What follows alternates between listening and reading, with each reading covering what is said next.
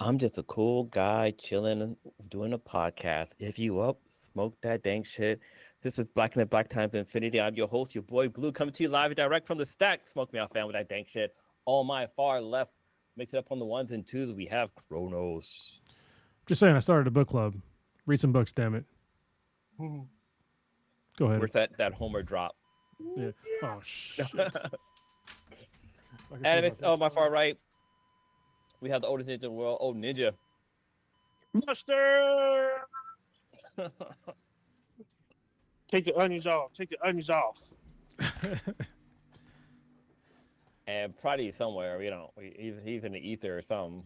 He's sending his release. He's sending his release papers. Yeah, we're trying to wait for him, but yeah, I guess I think Biden's trying to pardon him. trying to pardon him from Facebook crimes. Yeah, That's all bad. Hey, actually, about his fans. that is a serious event, so I can understand him wanting to get pardoned. That was not cool. All right. First in the chat will be Papa Bear. Right after that, they're almost like the same time as my daughter, Lily. Hello to both of you. Listener of the week would be Darlene. Thank you very much, Darlene, for listening. Oh wait, is that Mr. Robot Darlene? No, no. Cool. That's the first thing I popped in my head was Mr. Robot. Yeah. I missed that shit. Isn't that a song by what's that guy's name? There's a singer that has a song called, I think it's Darlene. Pretty sure there's a bunch of songs about something that. Hamilton. There's a Jolene. I was thinking Dolly Parton, but that's Jolene, not Darlene. Yeah, Jolene. Dolly Parton's Jolene. Yeah. Well, we all know who the best five rappers is, which is Dylon. That is true. Jeez. That is true. It's back when Dave Chappelle was, I don't know, actually funny. Yeah. Yeah. Back in the Dave Chappelle show. But wait, Dylon was a real person, right? Wasn't he really on Making a Band with Biggie or not Biggie? Your boy Diddy. Diddy. Yeah, whatever. Diddy diddled his Diddy. Diddy diddled him. Ew. I would rather not think about that. I'd rather not think about that. No. All right, Odin, you usually got some RIPs. Pouring out some liquor for who this week? So we'll pour out some Mickeys for. Actually, I kind of like this dude, but I'm not going to talk about his political stances. I'm just going to talk about what he did, and that's Chuck Woolery. Yeah, Chuck Woolery, probably known as the most notable game show host, probably the second most notable, not of all time. But Chuck Woolery had long tenures on hosting several game shows. Woolery was the original host of the original daytime Wheel of Fortune, the original version of Love Connection, Scrabble, and the revival of Scrabble. He was on Greed on Fox for a year, a show called Lingo on the Game Show Network, and Woolery, he also had a music career, which included several advertising jingles, a top 40 pop hit with the psychedelic pop group duo, the Avant Garde, and a number of country music releases. The other half of the pop duo was Bubba Fowler. They signed to Columbia Records and had a top 40 hit with the song Naturally Stoned in 1968. In the early 60s, Woolery sang and played the double bass for a trio called the Bordermen, each number 30 in Canada back in 1968. Woolery, on top of the shows I mentioned, he also hosted The Big Spin, Home and Family, and TV Land Ultimate Fan Search, and Lingo. He also had a short-lived talk show named after him, after which lasted only a few months. He died at his home in Texas at the age of 83. And one of his most famous lines was always, he would say, "We'll be back in 2 and 2." There we go. It sounds familiar.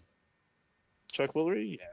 Chuck Woolery, he's pretty funny, but he was a very I don't want to say radical, but he's very traditional conservative. Yo. The Negro of the hour. I haven't seen you in seems like a month. Dude, it's been a minute. What? Weren't you on last week? Oh no, you weren't on. I'm mad. I wasn't last week. Or the week before. I think even the week before. I think you missed a bunch. Yeah, the week before he missed the bus. Damn. So yeah, we just finished RIPs. Moving on to Oh, damn, we I just forgot did about- RIP for Chuck Willery, your boy. Oh, Chuck Willery. All Don't right. forget to Yeah. spay and neuter your pets. Yeah. We'll be back. I thought it was in Bob 2 and 2. Barker. That did Yeah, that. that's or no. Not Parker. No, Chuck Yeah, Willery Parker. was the guy who actually said he was the announcer guy, wasn't he? No, he was the host. Oh, Wasn't Chuck Yeah, he was the Willery the host. guy for like Chuck one of the? Willery was the guy from the other show. No, He's but from a didn't lot of shows. I thought he was like the announcer on like one of the shows? No, he's not. He on was, Price he is was Right. actual host. Was it the Price is Yeah, Right? the was Price actual Right host. that he would say the No. whole spay and neuter your pet. Oh yeah, that's Barker. Yeah, that's not Willery. Willery No, it was wasn't. So always no, the- so it was an announcer. It wasn't Bob Barker. It wasn't. It wasn't the then it- host. It was. I'm pretty sure it was Chuck Willery. I could be wrong though. Yeah, it I was- could be wrong. Yeah, it was Chuck Willery. Almost always wore a suit. Was but- it? Wasn't Willery the one from Love Connection and all of that? Yes, Yeah. yes. Love Connection, Scrabble, the original version of Wheel of Fortune, stuff like that. So yeah, I just went over that. But he was the one, like I said, he was the one. He said, "I'll be back. We'll be back in 2 and 2." That was his signature. So Oh yeah, I'm like, I actually had to look him up. I'm like, oh yeah, okay, I hell remember this guy now.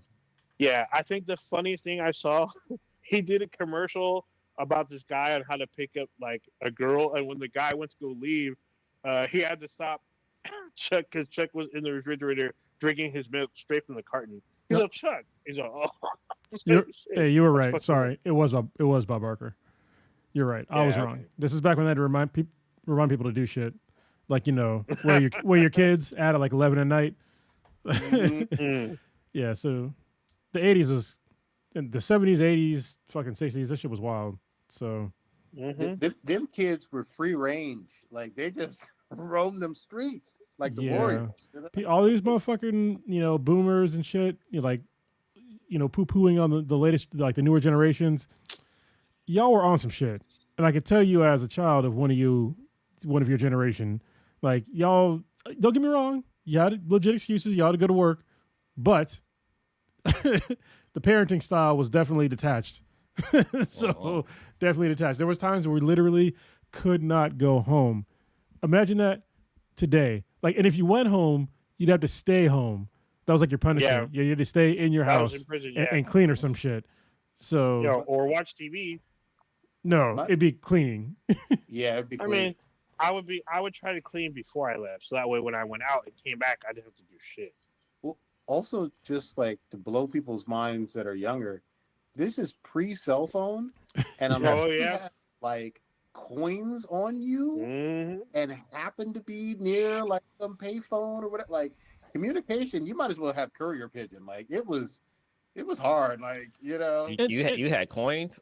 And this is yeah, and this is the Yeah. crazy thing. People probably don't believe me, but kids went missing more back then than they do now.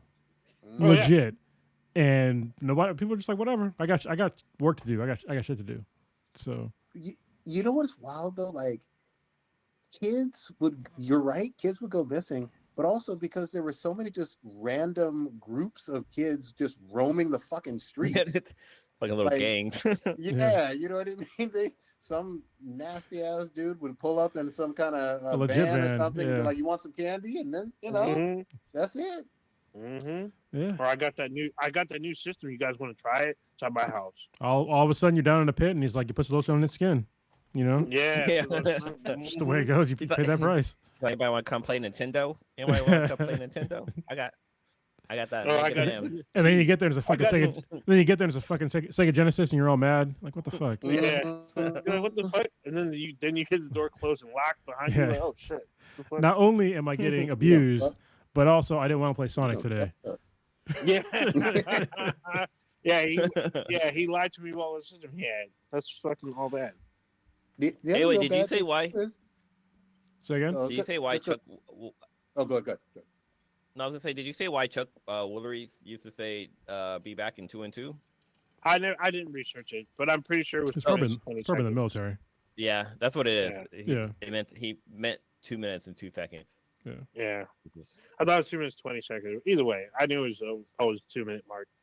But we'll be back in 2 and 2. I'm gonna start saying that now. Watch. I'm gonna say it at the end. Watch it. Just watch.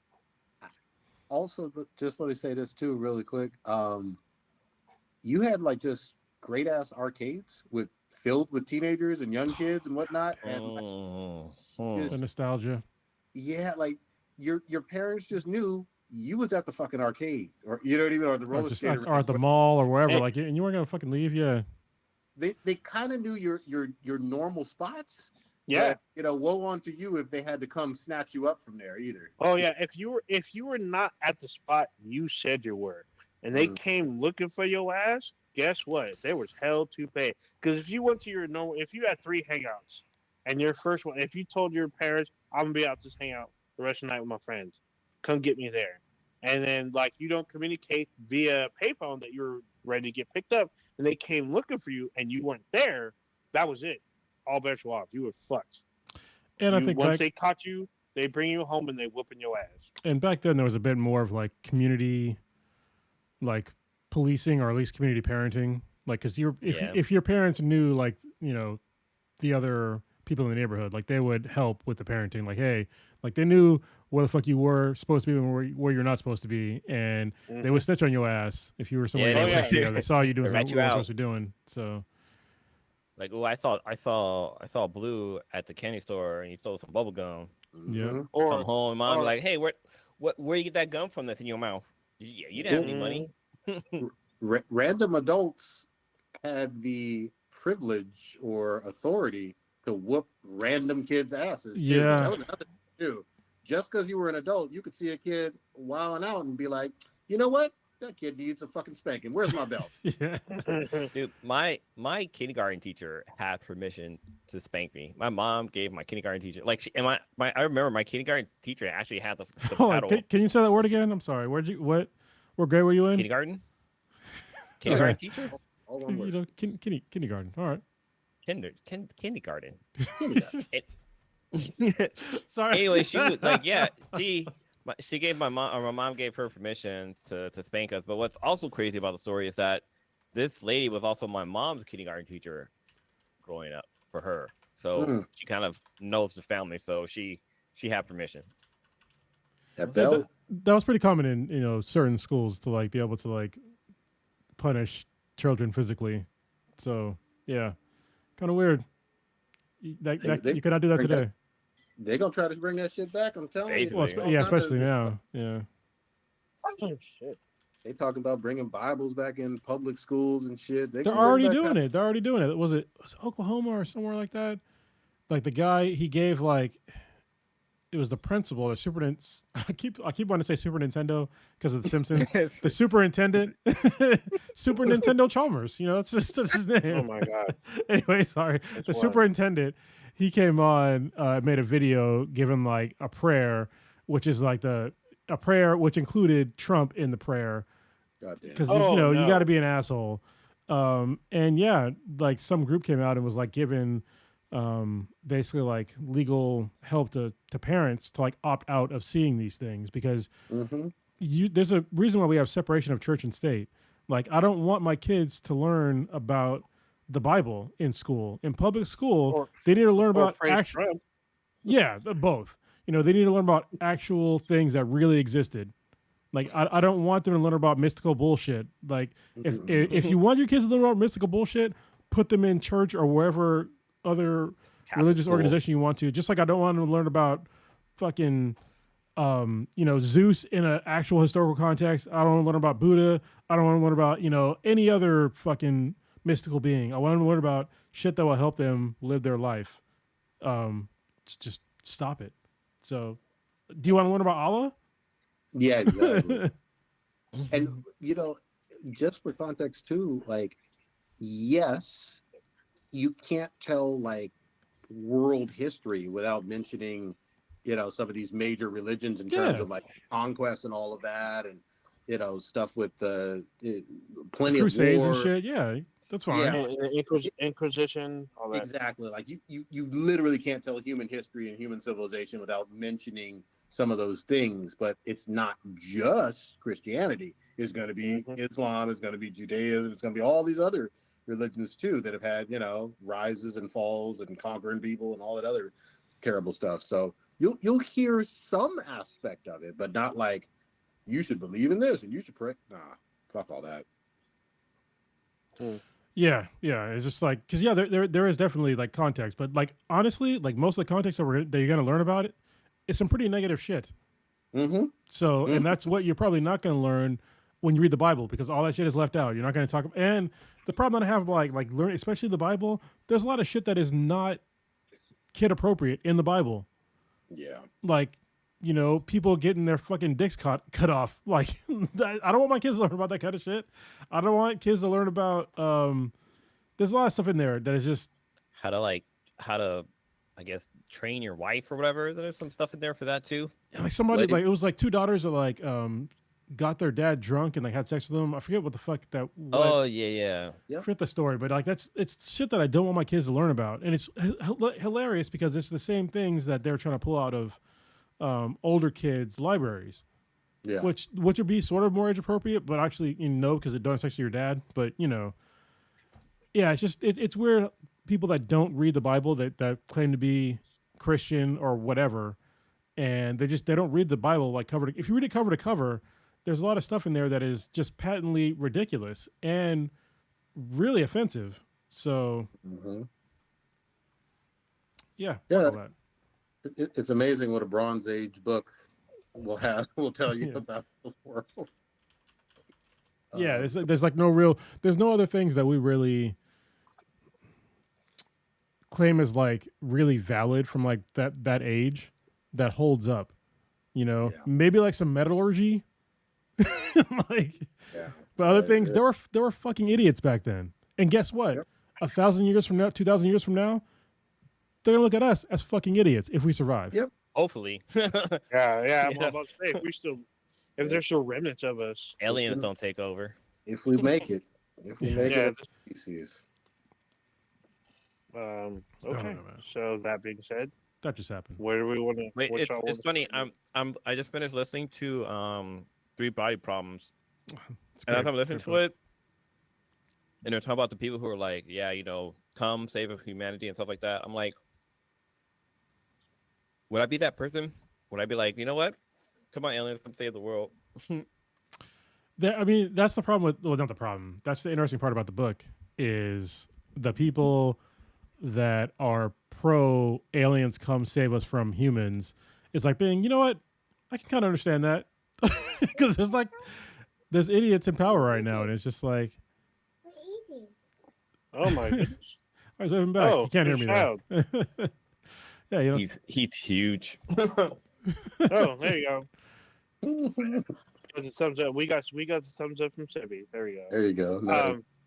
I'm pretty sure, on your point, Cronus, if aliens came to Earth, they're probably not here to save us. Just well, so this Probably is so this is the thing of like the way I think about it.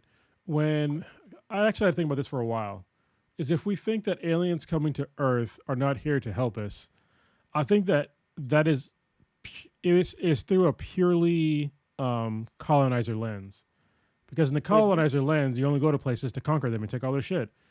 But that's not like the default for all. First of all of humanity, and second of all, we cannot possibly expand that out to like every single fucking being in the possible universe. Like that just seems kind of ridiculous. There could be something out there that is altruistic. could be, could not be. I mean, Yeah, it could be we're or could gonna not be. risk it all. But I think most people just yeah, assume Flip that a it's, coin. yeah. I think most people think if we do see aliens, they're here for resources. They don't have to nearly. I'm pretty sure if they had the technology to reach us or at a very high speed, like faster than light speed, they're here for resources. They're going to But take what why- they want and then but- leave. But why do we? That's what I'm talking about. Though that's a colonizer like mindset. It doesn't have to And- be like that. It does. Yeah, 'cause I mean, if It they're- doesn't at all. so if they're here's the able, thing. if they're able to travel like nearly the speed of light, their technology has to be so far advanced that they wouldn't need our resources. Not Yeah, necessarily. They could have ran through theirs and they need more. Yeah, but why would you come to an already colonized planet? Like there's been peaceful, relatively peaceful, ethnic groups on our planet that live peacefully for thousands of years, if not hundreds of thousands of years, that have been fine. And it wasn't until like the colonizer mindset came, and just started conquering shit where we thought that, oh, well, everybody's gotta be like this. But it's like, no, like you can live peacefully within your means. True. I mean, they Yeah. could need more females. They could end up like impregnating a bunch of chicks and then just. I need some bananas. I mean, you never know. You never know. Or just want to From the earth help for us. bananas. I don't know. Like there could be something I that don't know. maybe would uplift us. I mean, Jesus Christ, we played fucking Mass Effect. We watched Yeah. Star Trek. Play back. You know what I So- mean? Those are possibilities too. So as you were talking about what you hope for, that's kind of what I hope for. That there was a kind of like a Federation style planetary system where they feel like we're not worthy or deemed ready yet, and they're waiting for us to reach a certain technological level or a social standard where all of a sudden they're like, okay, yes, you are more accepting, or you know of this type of technology, or now you can be invited to our council and observe the rest of the world or the rest of the galaxy as we have. That should Then happen we for a would while.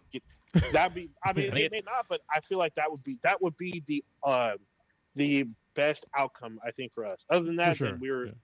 we're Yeah. or like we could be a footstep for a battleground. Like some race was flying from another race, they like end up landing here. They ran into fuel or whatever. Then the Why other the race fuck that was would you- chasing them. Why would you I land mean, here? you never know. You never know. We don't know what the fuck's gonna happen. I think our perception of this, and when we talk about extraterrestrial life, is really warped by science fiction and games. Oh yeah, 100%. Yeah. 100%. 110%. Yeah, So- I think most likely, if we encounter quote unquote alien life, it could be fungi, it could be microbial, it could be bacteria, like just super microscopic, It could be like, be. it could be like the hentais. yeah, like Go Uh, through yeah, it. all kind of tentacles and shit through the demonic world. yeah, I mean- plant. I mean, Could be Yeah. plant any type or of ammonia based, as Yeah. NASA said, and Venus could be.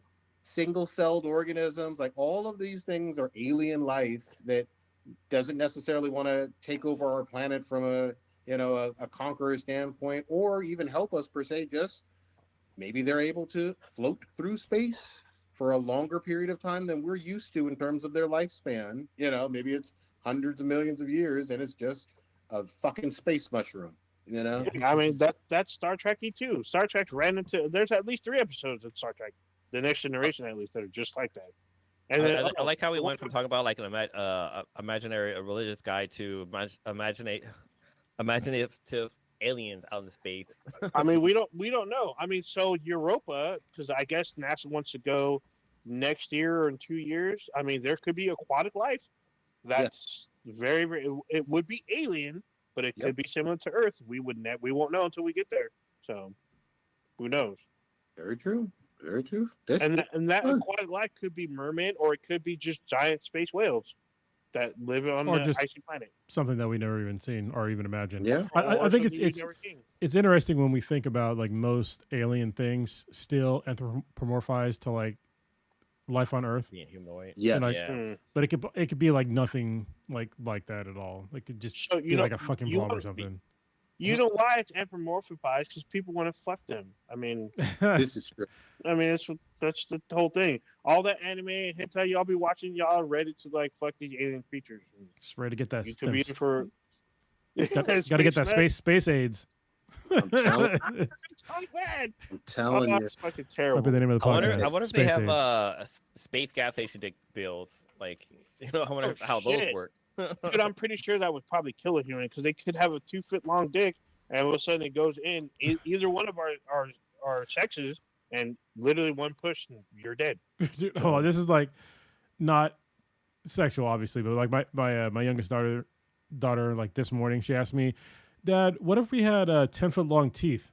And I was just like, I mean, you wouldn't be able to walk. Like, I was just like, this is just like a random question. Yeah, or you can walk on your teeth. Mhm.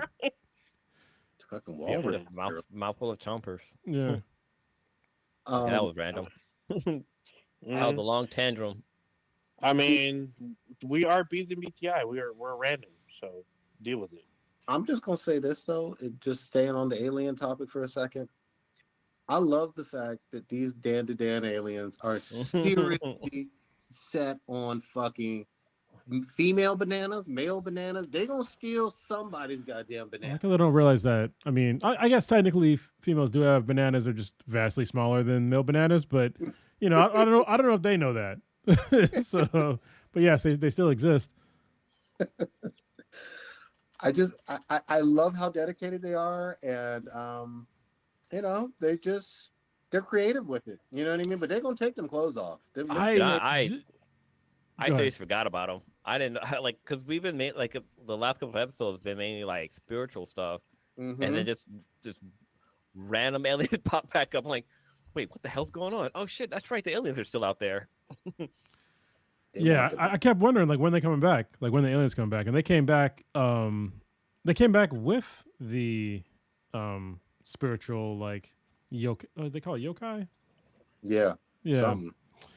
and that shit was crazy. Like I called it. It was it's funny. I was talking to Lando, who listens to the podcast, because he thought that the creature in like the first when they first switched dimensions in the school, he thought it was Godzilla.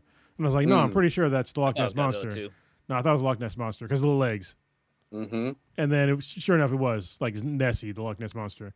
Yep. And so that's like from lore, obviously American lore. So they went back to American lore, which is kind of cool. I wonder if they're gonna pick like something other than Japanese and American lore. That'd be interesting. So I want to hear some shit from like Indian lore or some other kind of lore. It'd be cool. But yeah, the episode was amazing. Like having Okaroon naked the whole fucking time, trying to find some clothes was hilarious. Then all of a sudden, like the two women were also like in their underwear. I was like, all right, I guess we're not gonna think too hard about these teenage people naked and in their underwear. I guess we'll let it slide because this is anime. So yeah, that whole episode was amazing. It was so much stuff in one episode. Like it felt like it was like 2 episodes. Yeah. I was like, all of a sudden, you're like putting together like the aliens with the man and shrimp guy, with the uppercut guy, and the fucking and Loch Ness monster. I was just like, bro, this is like so much stuff happening right now, and I'm all in. Dan to Dan is one of the greatest animes, probably one of the greatest mangas of all time too, because it came from manga, obviously. But it's so much fun. Like I never know what to expect in any of these episodes. Completely agreed. And they Yeah. got the wild color palette. They got the fucking Mhm. water. That the school is made of water, and you're swimming down and up to like through shit, and it's just it's wild as fuck. People get obviously they get powers. What's the name of the pink-haired girl now? Akira. It's not awesome. It's Ayase. Aria? Maybe. Oh no, that's Momo. That's her last name. That's the Yeah. other girl. I'll Other tell you in a girls, second. Aria, Ari. Yeah. Aria Shiratori. She's hilarious because she's fucking convinced that she's like the chosen one and all fucking. Speaking of Christianity and shit, she's fucking wielding a goddamn crucifix and shit, talking about get away from me, demons and all. Like it's. But hold on. But also, she's so ready to just like let it all go to get some demon dick. Mm-hmm. Yeah. Because she thinks she's a demon. And she's just like, whatever. Like, I'm down for it, even though I'm gonna probably lose my soul. But let me get a demon dick. It's just great. What's cool is that we also learned, or she turns out to be like half demon because of the lady, Silky.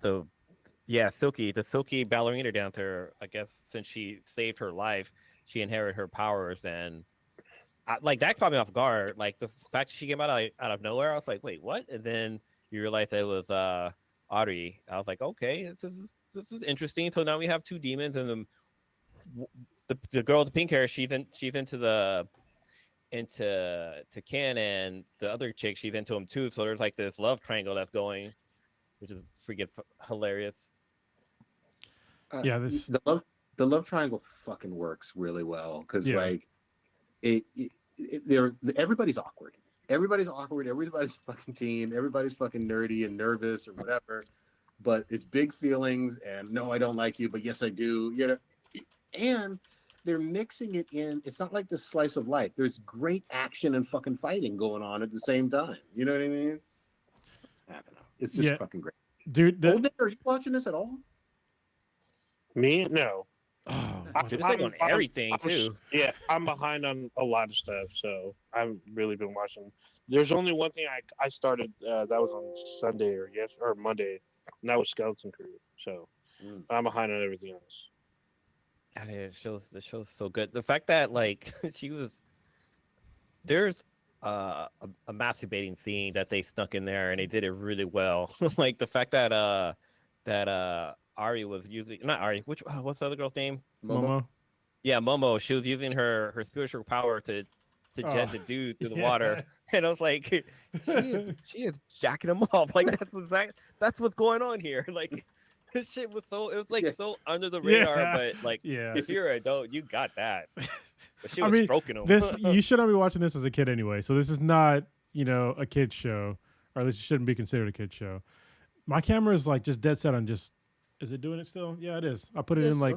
Oh, no, I'm trying to make it not move, and it just went back to like fuck it. I'm just gonna do what I want to do. Do what I want. Catch me outside. Yeah. In the end of the episode, I was laughing so fucking hard when it went back to reality. Mm-hmm. And then like he was on top of her, and like he was naked and she was in her underwear, and it was like in front of the whole school. I was just like, bro, that would be so fucking embarrassing. That's like end of your like high school career embarrassing. One of the most embarrassing things you could ever position you could be in, and then it makes sense for the fucking episode. It's not like they just threw it in there like gratuitously. Mhm. It was just like, no, they had to fight naked because of demons and aliens. Yeah, that makes sense, right? It fucking goes, man. What's something that's someone pointed out. So there was this. I don't know if it was. I think it was last episode where Ken was. He was talking to one of his other classmates, and they were talking about how Momo is like a big slut and blah blah blah blah, because there was a rumor that Ari was spreading, and you see him going to his demon form, and I was like, wait, so can people see his demon form too? But like someone had said, like, no, only people with spiritual powers can see his demon form. So literally, this person just saw him get super strong out of nowhere, and then like go back to being normal again. But I just thought that was interesting, because I was a little confused about that, like how like he just went full like demon mode on this guy, but this Just guy's not snatch freaking that out dude that up. this guy was on chain. Yeah. Yeah. Well, and we didn't see any. There's what do we call regular granny? There's turbo granny and regular granny. Psycho, because it's like Okay. That's her. I think it's Psycho is her name, even though I don't know how to pronounce it in Japanese, but I'm pretty sure it's Psycho. Hot ass granny. Yeah, hot granny. Yeah, there you go. Yeah, like we haven't seen either one of them, at least in an episode or two.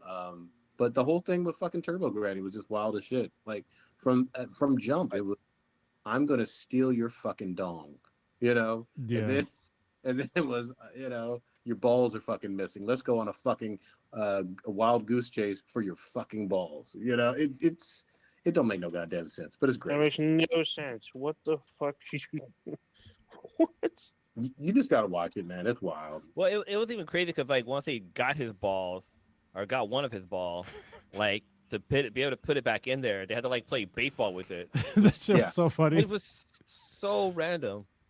It was so random. It's like, wait, like like you can't just like push him back in there. It's like, no, you have to like, I guess, earn them or something like that. I think that's what they said, right? Yeah, like it's funny because like so Dan's in the chat and he's like, none of this makes sense. You're right. If you don't watch anime, this doesn't make sense. You just gotta watch Dan to Dan. All right. If you listen to this podcast, you don't watch anime, just watch this one. It's fucking weird. It's a lot, but it is. I can guarantee you're gonna laugh at some point in this anime. It's so fucking funny. You might even cry. Yeah, say- yeah. There are episodes that are super emotional. I don't care how fucking tough you are. That Silky episode, Yeah. hit. Get back in their tier. Like Yeah. that was one of the saddest anime. That was like up there with like Grave of the Fireflies. Mhm. You know what I mean? That shit was fucking sad.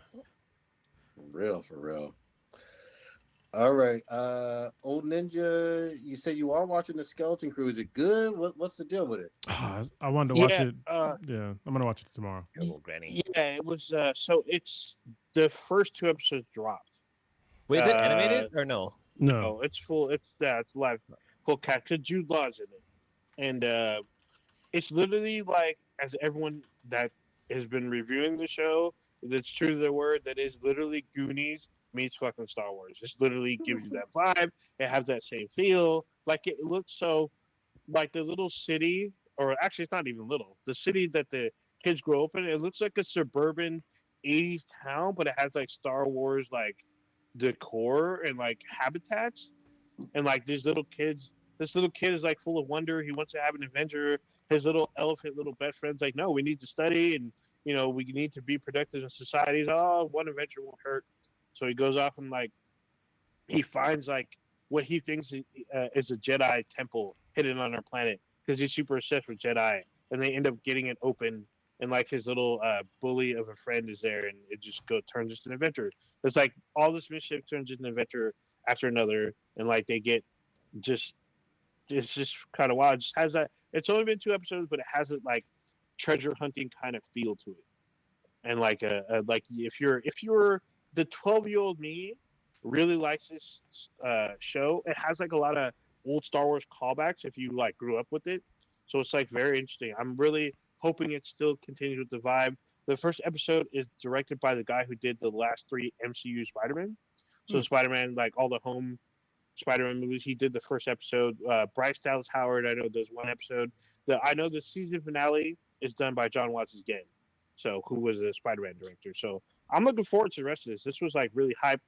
Like the night it dropped, it had an 86% on Rotten Tomatoes. The next morning, the percent went up to like 96 to 98%. Wow, nice. I got a I question. was like, though. holy shit. Go ahead. Yeah, go ahead. Does anybody get their cock and ball stolen in this show? Like that's a very serious question. I mean, it could be alien squigglies or So I don't know.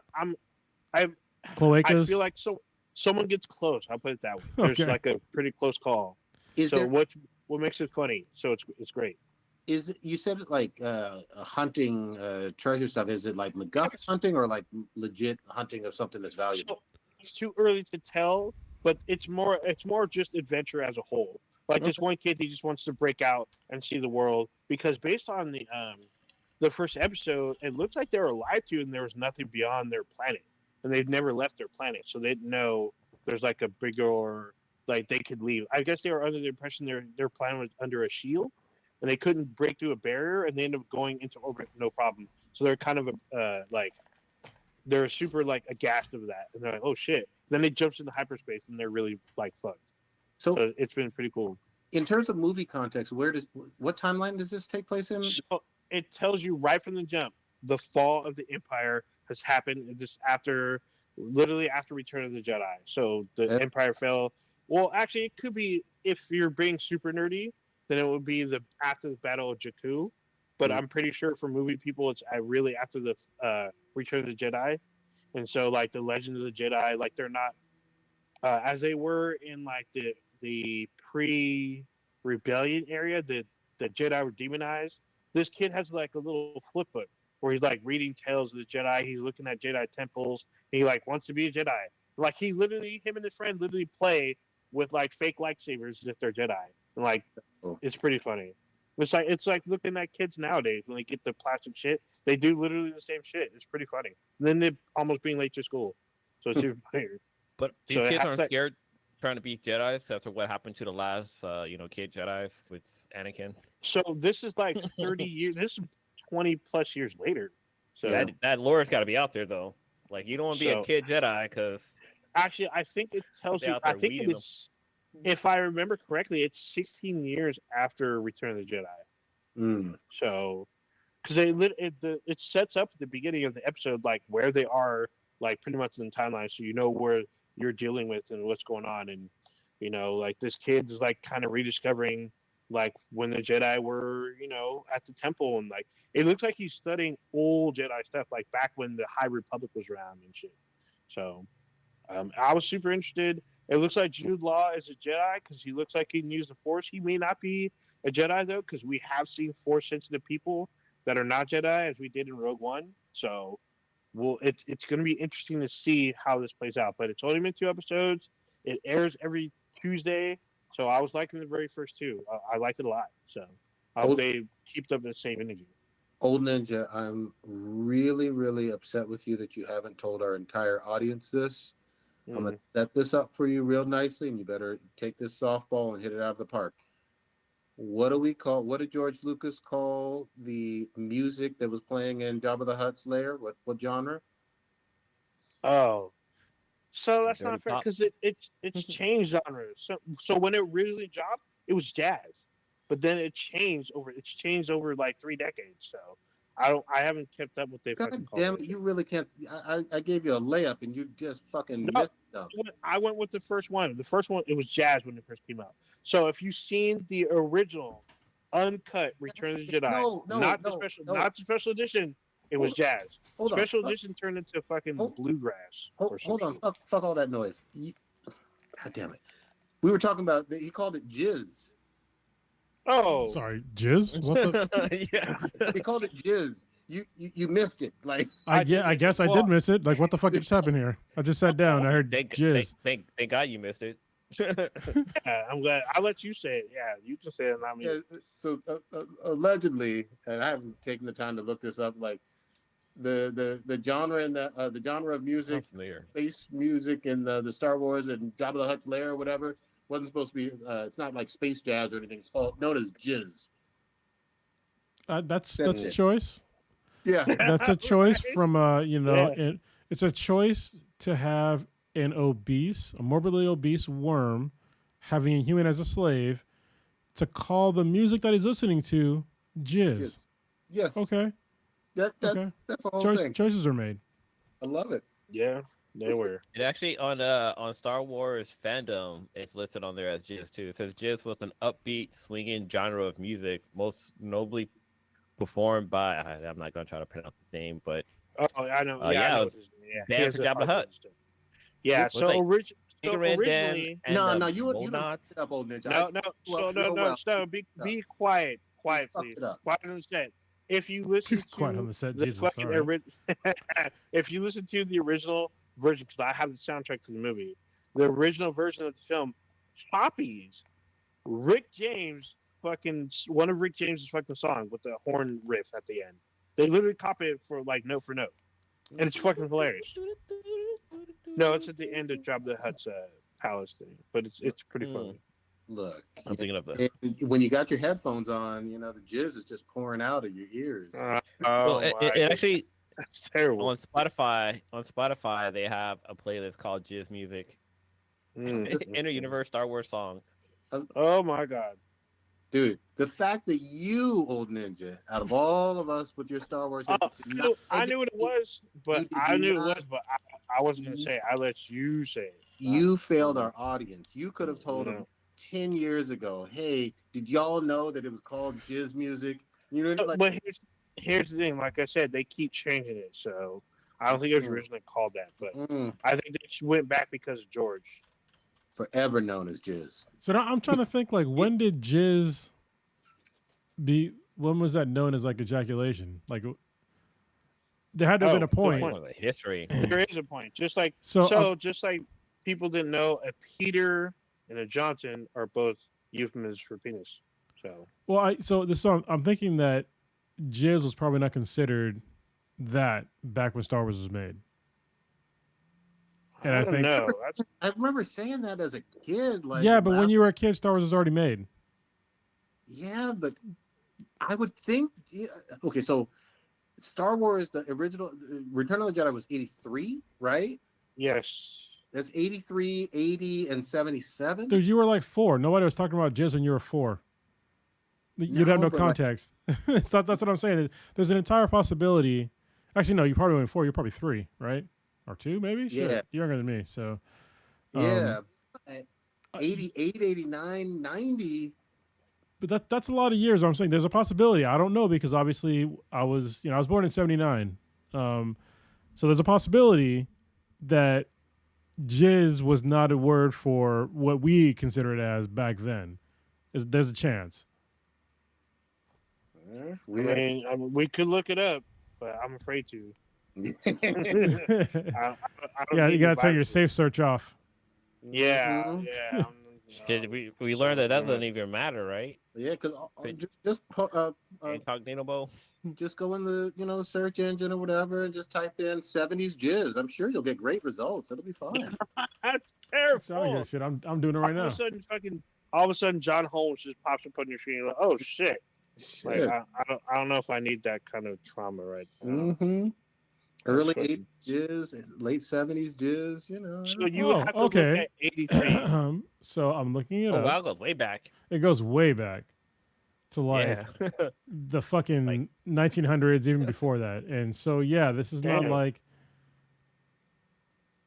Yeah, this was not considered like ejaculation back then. This was like some Jizz? shit about. It was like bird fucking sounds and shit. Jizz. Yeah. Holy shit. Alternative forms are jism, jazz, jism, jizz, jism. So yeah, it's a vulgar phrase now, but it wasn't always a vulgar phrase. I wonder when it exactly changed. I don't know when the etymology changed, but I'm trying to look it up. This is just, So I can tell you this: there was a time in recent history where gay meant happy. I mean, yeah. yeah. I mean, it still means happy, but in today's And there's social context, songs. does not mean There's that. songs out there that use the word "gay" for, and they meant happy. Yeah, there's a musical, the "I Feel Pretty" song. I feel pretty. okay. Yeah. So yeah, this is a precursor word for jazz. Jizz. It is jazz. So Well, this I is- can understand, like, say, like if this was on Urban Dictionary, it'd probably say something like, "Oh, that girl last night went down on me like she was playing a clarinet, and then I jazzed all over her face." What yeah. the fuck? Actually, I can see that happening. There was a lot of weird fucking slang words back then. Not the clarinet. Okay. A clarinet, what not the other- old fashioned. No, I'm thinking of the girl from American Pie. She played the flute, but Oh, the Allison clarinet's like the Hannigan? first that popped in my head. Yeah, Well, you know, the whole Bandcamp thing. Mm-hmm. I Them do. movies are like 20 years old, but I still remember that, especially the first one being hilarious. It's still hilarious. If you watch it now, it's still hilarious. Good Did shit. that movie change our, like, what's it called, lexicon? Like, whenever somebody say like, "Oh, this one time in Bandcamp," or Yeah. Yeah. like that's like your go-to word. You know what's kind of You wanna funny? know some- We start talking about jizz, and all of a sudden, the numbers on our viewer spiked. I'm just saying. This is not You this is wanna know not something? Pornhub. It's YouTube. Yeah. You want to know even something crazy? So I was talking to someone, and they had never seen. I made a reference to Stifler, and they had no idea what the fuck I was talking about. I was Yeah. like, "You never heard or seen American Pie?" And they're like, "American Pie, what's that?" I was like, "Oh my god!" You know where the Like, guy how fucked the that pie? fuck are you? No, they'd never heard of it. They'd never heard the series. They didn't know it was a series. So the one thing they heard of was American Pie band or not Bandcamp, like the Naked Mile. They had heard of that. They didn't know it was like a spin-off of other movies. Yeah. Like, dude, Dude, that movie came out in '99. Like, how did you not Yeah, see that? movie came out 25 years ago. That's freaking crazy. Yeah, but I mean, Crazy shit. 25 years ago, you know, like people that were born then, they're 25 now. They're whole ass adults. Yeah. You know what I mean? It's Yeah. very Freaking shit. strange, like being this age, decrepit. Mhm. But yeah, And I'll tell you somebody else who was huge at that time from a comedy standpoint. They've never even fucking heard of him. Remember Tom Green was a fucking household name? Oh yeah, my of bum course, is on of the course. wall. My bum is on the wall. Yeah. Look at It's funny me. because Eminem raps about him, and I'm like, I wonder. I was like, who fucking remembers Tom Green? Like, he does like he has his own show on like some cable network, but I'm like, or on YouTube. His Yeah, own show's on movies. YouTube. Like, but who the Didn't fuck is watching him? He was married to Drew Barrymore. Drew Barrymore. I'm just like, man. Yeah. God Yeah. damn. I was into her when I was younger. Just saying. Not I anymore. get Well, it. she's like the same age as us. Mhm. She Yeah. is. But so is Rosario Dawson. I'm just saying. She's just saying. If you're single, Wow. I'll let you know you're not. It's okay. I'm not a congressman, but Didn't- I'm pretty fucking cool. Didn't Well, didn't she Tom broke Green up with have the like congressman. She broke up with Booker. With Cory Booker. Yeah. Yeah, they're not dating. She might have a new man, but it's definitely not Cory Booker. Well, You now I gotta gotta check- find her, and I gotta find some fame oh shit. and some There you some go. more money. I need to find You're some single. millions. Yeah, Just Yeah, saying. shoot your shot. Shoot your Like- shot. Yeah. Slide in them DMs. You never know. I Never definitely know. do know. Speaking of sliding, you guys may have already fucking touched on this last week. I'm not 100% sure, but I got words on this one. God damn it, K. Kendrick Lamar done dropped another motherfucking masterpiece. Have y'all heard? Have you let it infest your fucking mind and ears? This GNX album. Yes, I have. So I talked about it a little bit with Papa Bear, but he didn't listen to it. But yeah, I've listened to it a few times. I have thoughts. I think it's amazing. I don't know how many times this dude can tap dance on another dude's grave. And it's just like, and then the dude fucking sued the label, not even Kendrick Lamar. I'm like, bro, he has destroyed your entire being. You are just there's no way you're not going to be allowed back into the culture. That's not happening anymore. It's not happening. You can't even take a break at this point. Come back a year later and be like, oh, I'm back on my boat. No, you sued a dude. I'm sorry, you didn't even sue the dude. You sued the label, who's Your record label. also your record label, Yeah. because you're butthurt or not because you're butthurt because this dude dissed you because you dissed him. Like, you should have just taken a break. You know, take the L. People forget. And then come back later. Well, you're absolutely right. But what's even more amazing to me is GNX doesn't directly call out Drizzy at all. It's just Kendrick's mute. Like you could certainly see really easy. It's really easy to see that plenty of times he's referring to him. But I'm just saying in terms of like directly like Euphoria and directly like not like by us. name. Yeah. I mean, Man in the Garden was like pretty much. You know, Blacked Up Murals kind of was too. You know, it's like squabble up, like. But yeah, you're right. It wasn't like overt. Yeah, but he doesn't need to at this point. He doesn't need to. He doesn't need to. And here's the other thing too. Not only does he not need to, but his two biggest hits from this year, which were obviously Not Like Us and Euphoria, aren't on this album. This is just all fucking new music. You know. Wait, it's not? I thought it was on there. No. This is the crazy part about this is the genius of Kendrick Lamar. Because one of the things that, you know, Drake was saying before was that basically Kendrick Lamar wasn't putting out songs fast enough. And so he put out a bunch of songs to diss him. Like two of them were back to back, like pretty much the same fucking day. And then he comes out with this album.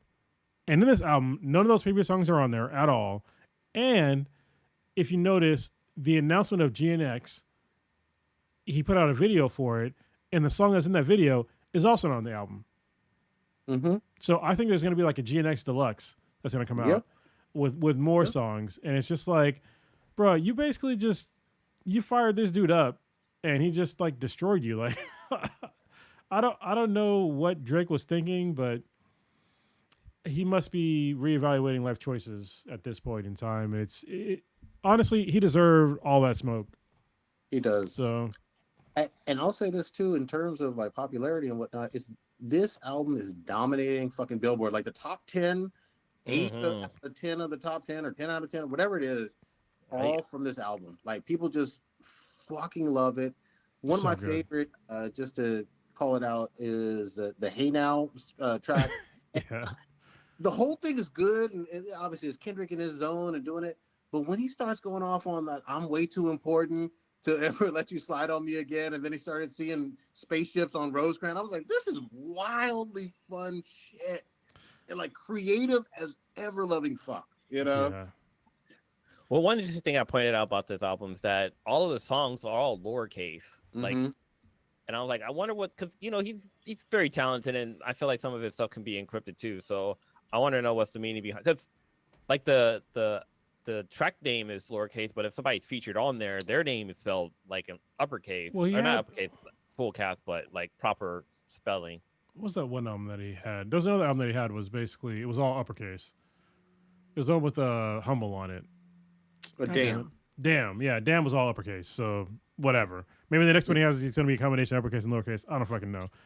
But yeah, the dude is just that old way of writing.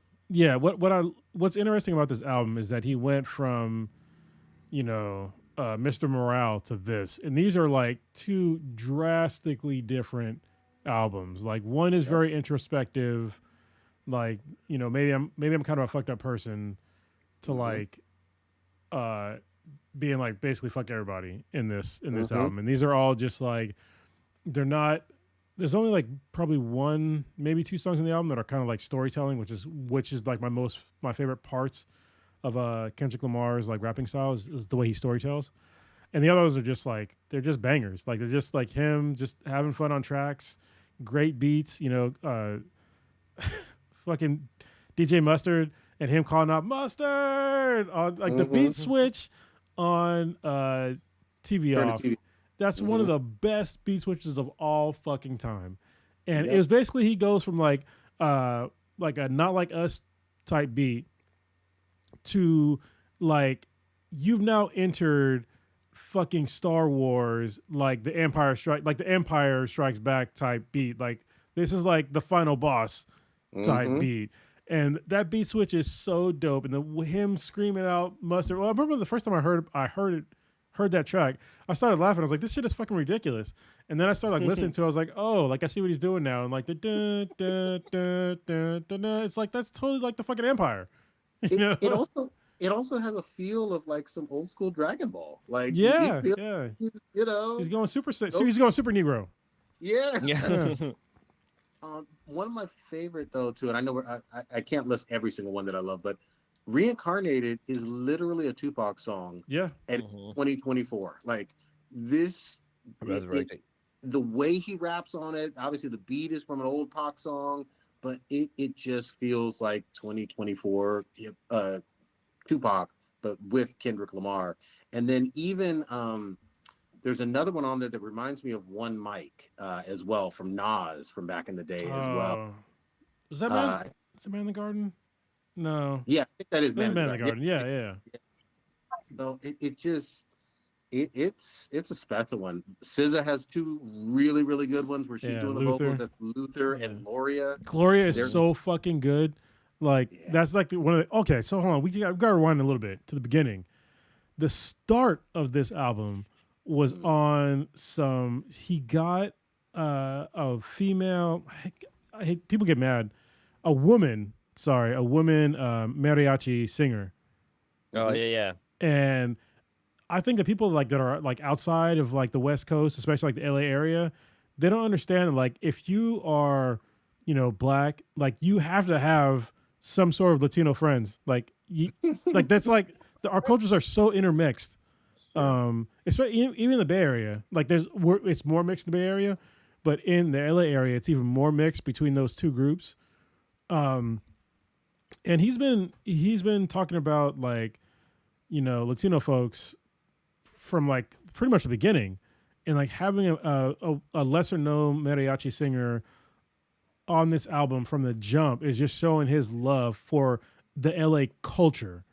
And go ahead. You know where he was exposed to her? Oh, At a Dodgers World Series game. He heard her for the first time when he sang as a tribute to that pitcher that used to play for the Dodgers in the 80s, Fernando. yeah, I forget his Venezuela? name. Yeah. Yeah. But he heard her and he was like, yeah, let's make this happen. And that was it. Yeah, and it honestly, her contributions to this album were amazing. It's like I think she's on like maybe 4 of the tracks, and they're very, very good tracks. Especially like Gloria is like one of the songs that I would expect to be like on like a Mr. Morale type thing of like how he's like breaking things down with like himself and like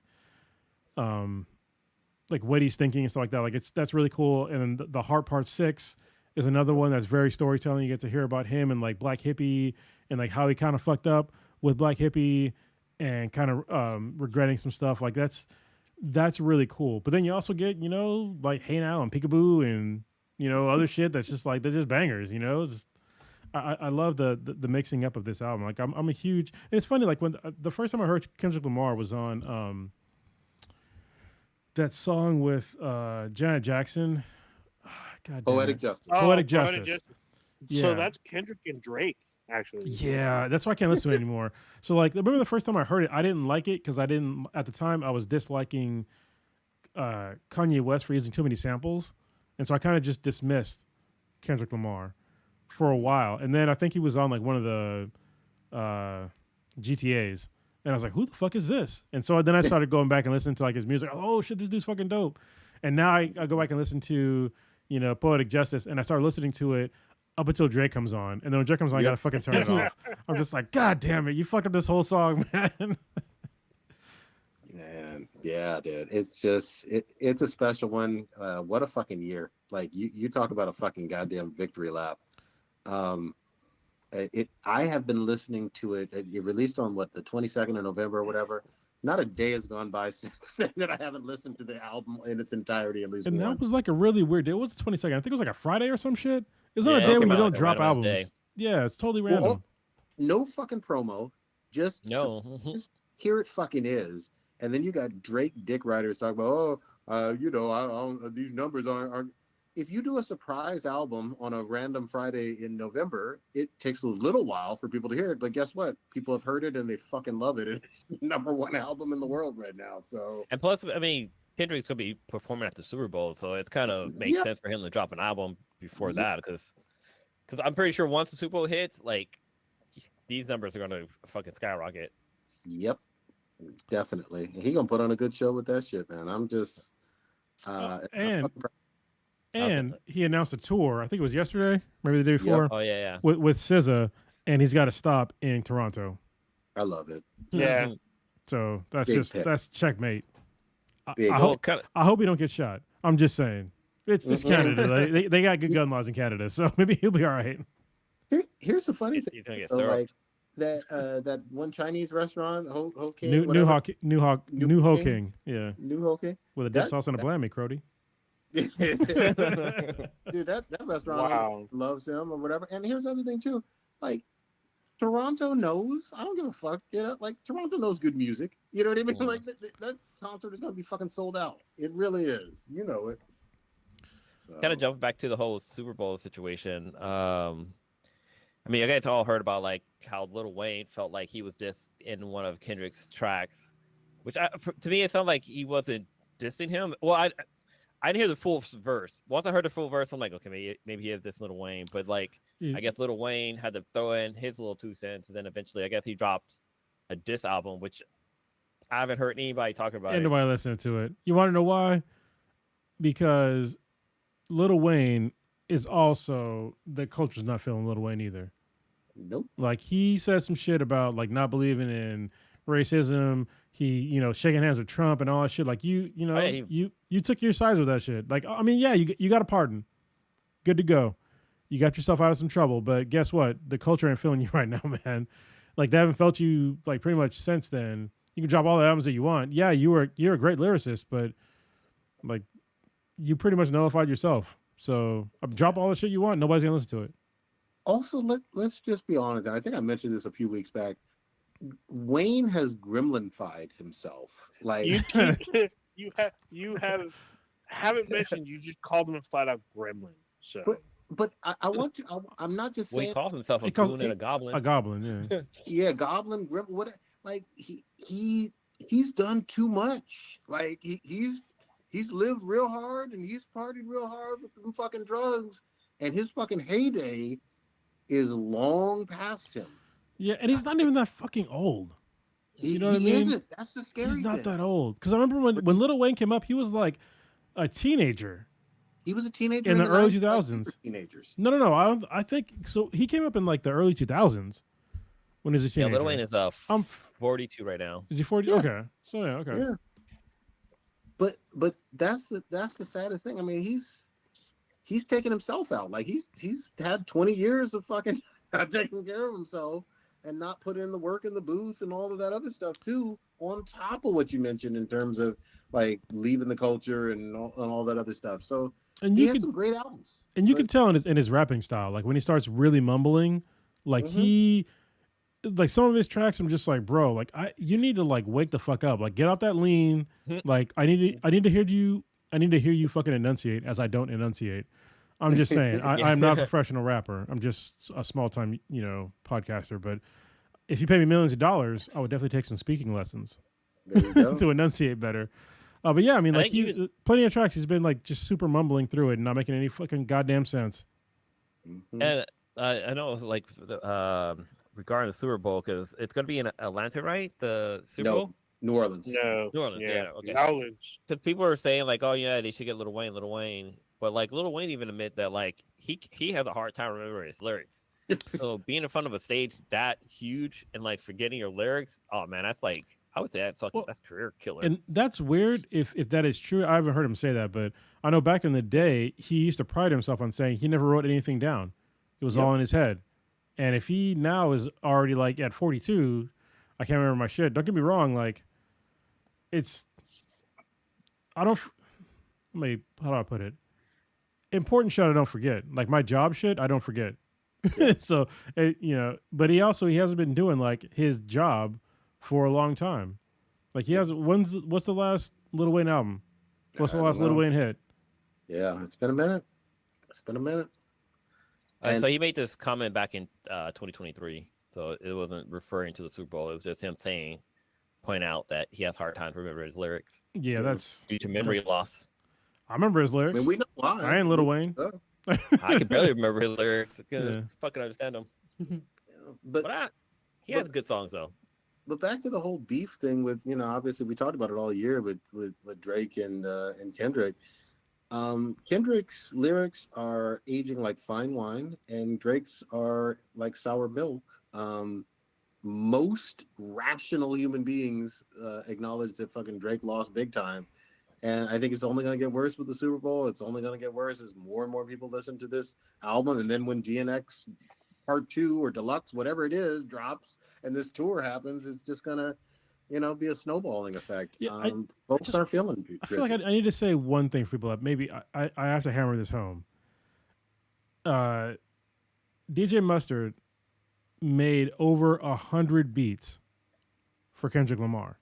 He stated this on record.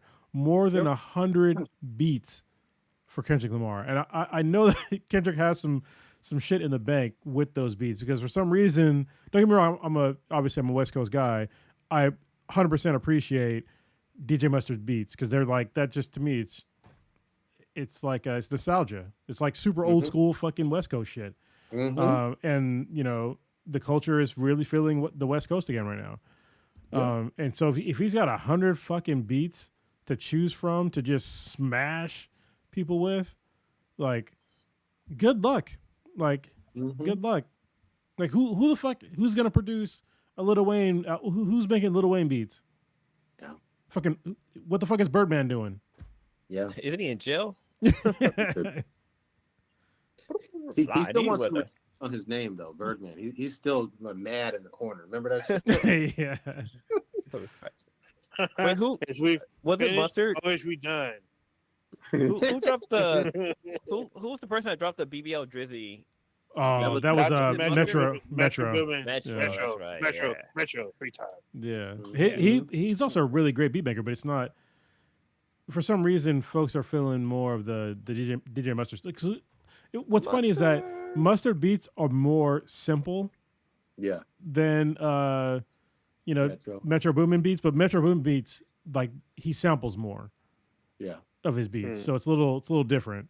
It just depends on how you like it. And right now, people are just like, they want that simplified West Coast shit. I'm all for it. Yeah. So, it reminds me of the Death Row really, in terms of like West Coast dominating, Yeah. Like who? Nobody's even talking about the fucking East Coast right now, which is fucking weird as shit to me. Like, who on the East Coast is like making records right now? Who's pushing records on the East Coast, or even the South? Like,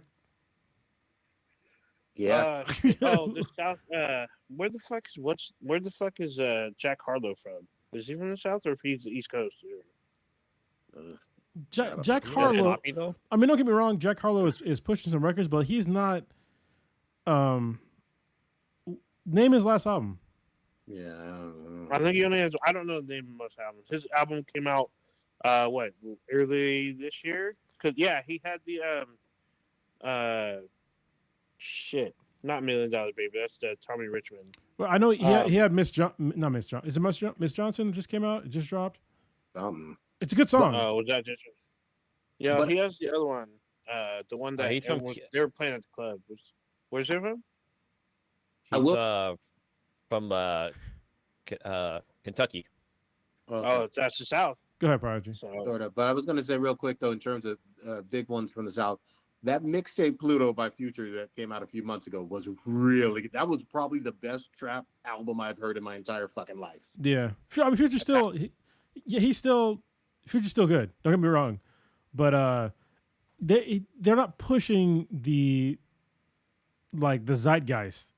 Yeah. Like Kendrick is right now. Kendrick Lamar has pushed the zeitgeist to like the fucking West Coast. And don't get me wrong, like, I don't expect this to last forever. I expect after like the Super Bowl, like, it's gonna die down. Somebody's gonna make some some good music that's going to catch up with like the rest of the world. But you got people in fucking Japan talking about GNX and shit. Like nobody in other countries is talking about Future or Jack Harlow or something like that. Like it's just the one that they playing a lot now is Tommy Richmond. He's because he's Million all Dollar over Baby. TikTok. Yeah, but he's still the one that's out there now is Devil's a Lie. That's the one that they that's not pull everywhere. That's not moving like even like Squabble Up. And don't get me wrong, I don't even Squabble Up is not even like my favorite song off the album. But it's got a music video. People are like they're all about it. It's a really good video too. It is. There's a lot of Easter eggs in that video. The fuck? Oh, that's weird. Jack Harlow's last album was called Celio Aurelio. And when was that? Let me see. I mean, this is his latest album. This came out last year, April of 20. Yeah, okay. So last year, and he has a new song. I think it's called Miss Johnson, which is it's a good song, but it is not. It's not moving any sort of anything. Like Kendrick Lamar is that's what people that don't even listen to rap music know about. I listen to fucking financial podcasts all the time, and they talked about the Drake and Kendrick beef. Yep. Like, bruh, nope. That is like beyond anything like in rap. Like, that's incredible. So, I have to interject. So, Kate Man brought up a big point. Right now, what's hot and what's moving, and talked about probably just as much as Kendrick is the female rappers that are out right now. Glorilla. So, Glorilla, yeah. Megan Thee Stallion. Those are. Have you seen her last video, Megan Thee Stallion? No, I haven't seen Rocksteady?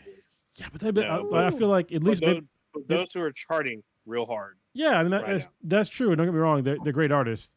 But at least for me, maybe I'm living in a bubble. But as soon as like the shit happened with Drake and Kendrick, like everything else has been like just kind of muted. Like, and I've listened to Glorilla's music. I'm not a big fan of Big Sexy Red. Her voice to me is annoying. Sorry to say, it's just I'm just not feeling it. Dude, Sexy Red. So I don't know if people are paying attention, which they probably are. Sexy Red cannot keep tempo. Like if you listen to her shit, she's behind the beat. I'm just not. I'm not feeling it. But I'm like, dude, how'd you get a record deal? Like you can't keep time. I mean, we know why she got a record deal, but let's not get into that. Yeah, I know. But Glorilla, I like her. I like her. Her like super southern accent is like it's amazing to me. Like it just works. Like her saying "Nuck if you buck" is just it's hilarious to me. But and this, obviously Megan Thee Stallion has been pushing a lot of records too. She's amazing. Yeah, she's a blurred. Sweetie's the other one. I think Sweetie dropped a new. Yes, another one. Recently. But again, they have not blown up like Kendrick has this year. Let me put it to context. Nobody's looking up their lyrics like on repeat. You know what I mean? Like they did with Euphoria to the same level, or analyzing music videos to the same level as they've done with these K-Dot videos and stuff. So it's his world right now, and that there's a good reason why he's headlining the Super Bowl. Yeah, it's interesting. I always feel like Super Bowl is usually somebody who's like, well, I guess Kendrick Lamar's been around for a while, but like usually the Super Bowl is hosted by somebody who's been around for years. He's been around since 2009. That's over a decade.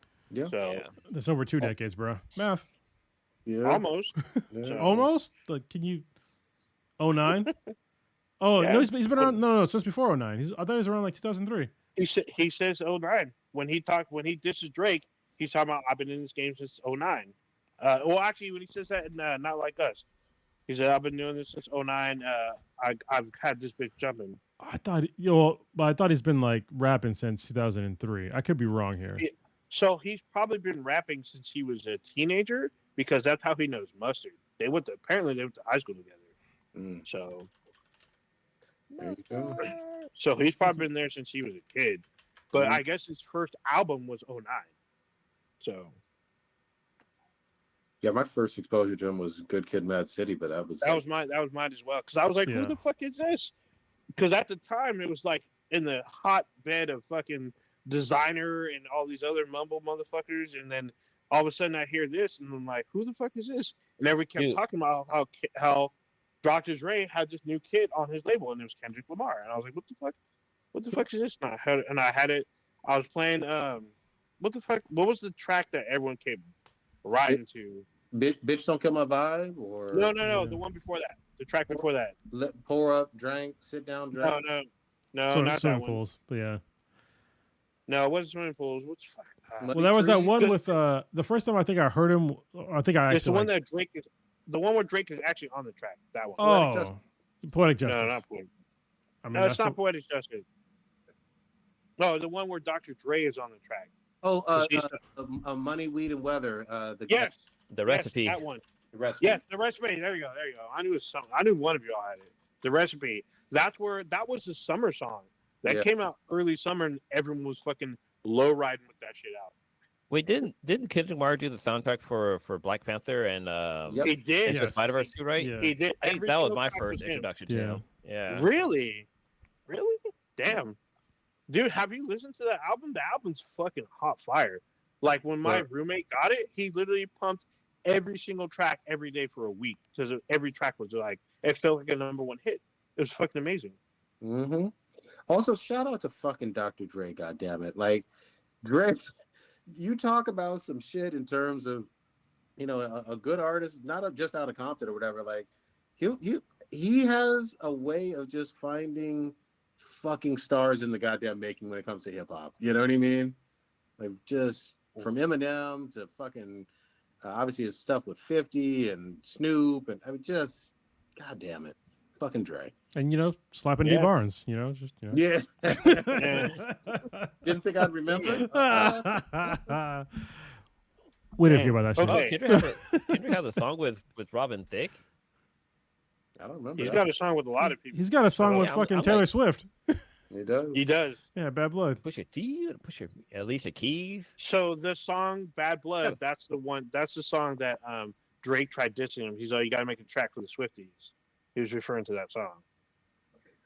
Wait, I didn't know he Almost was. every Wait. artist on this planet would do a song with a major star.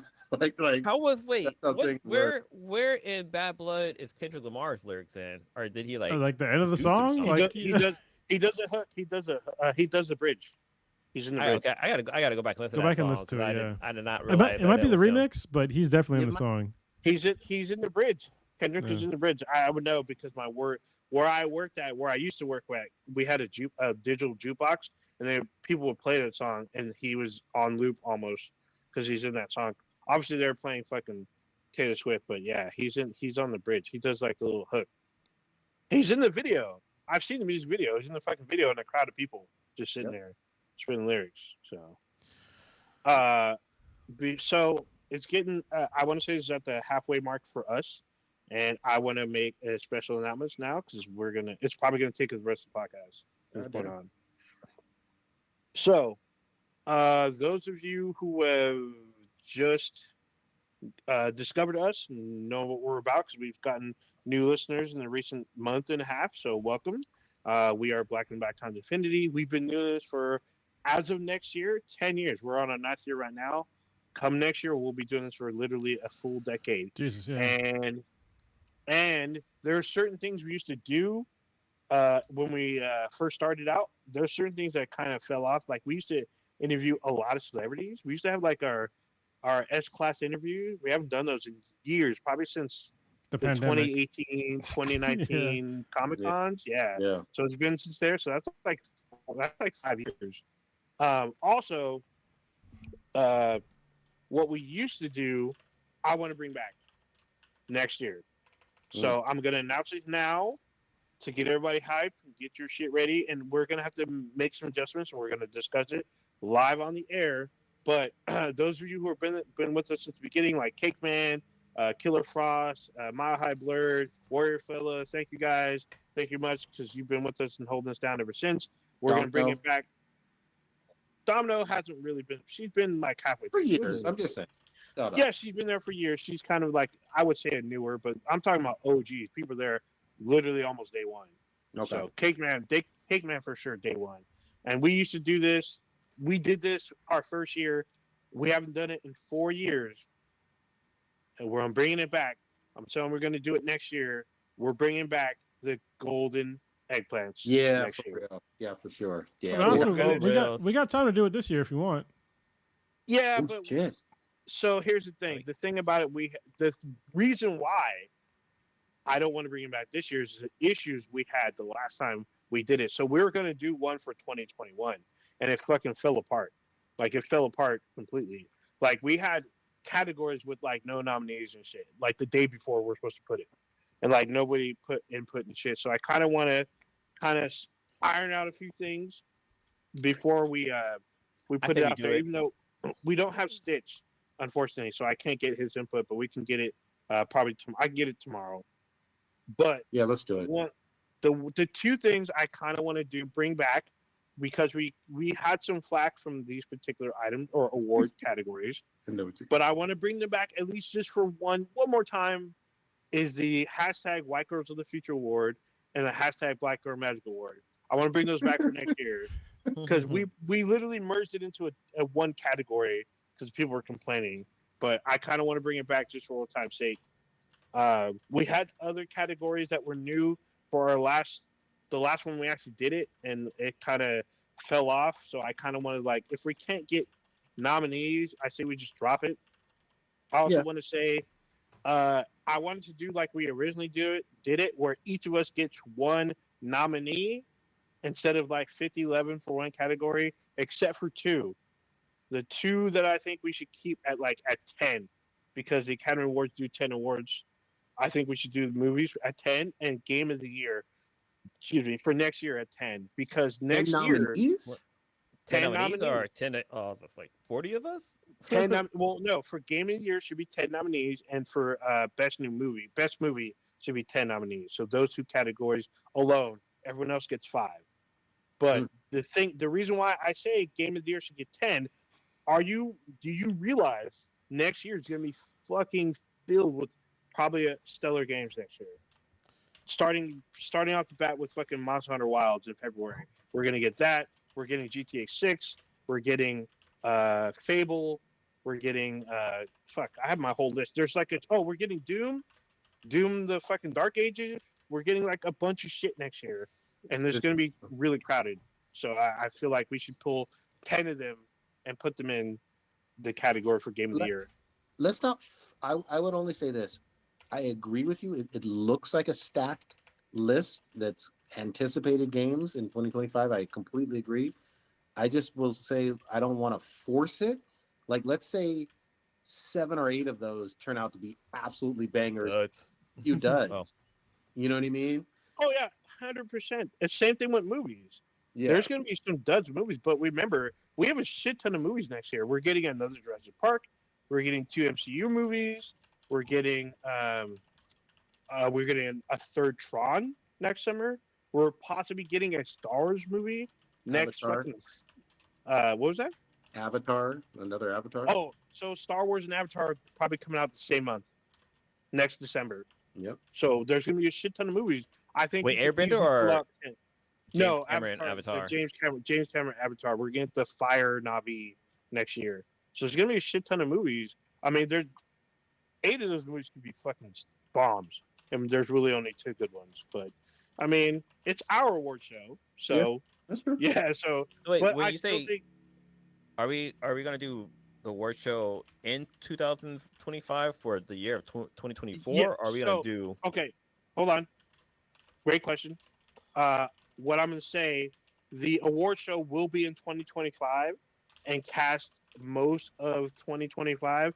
What I'm going to say now is I say we start as in October 2024, because there's been some great shows end of this year, kind of, because it would include the Penguin and what's the show you were watching, Prodigy, that you said was really good? I can't remember. Oh, now. Gangs Was of it? London? What was that? Gangs of London? No, because there was another show that you were talking about. Was it the Fall of House of Usher or something? Oh, yeah.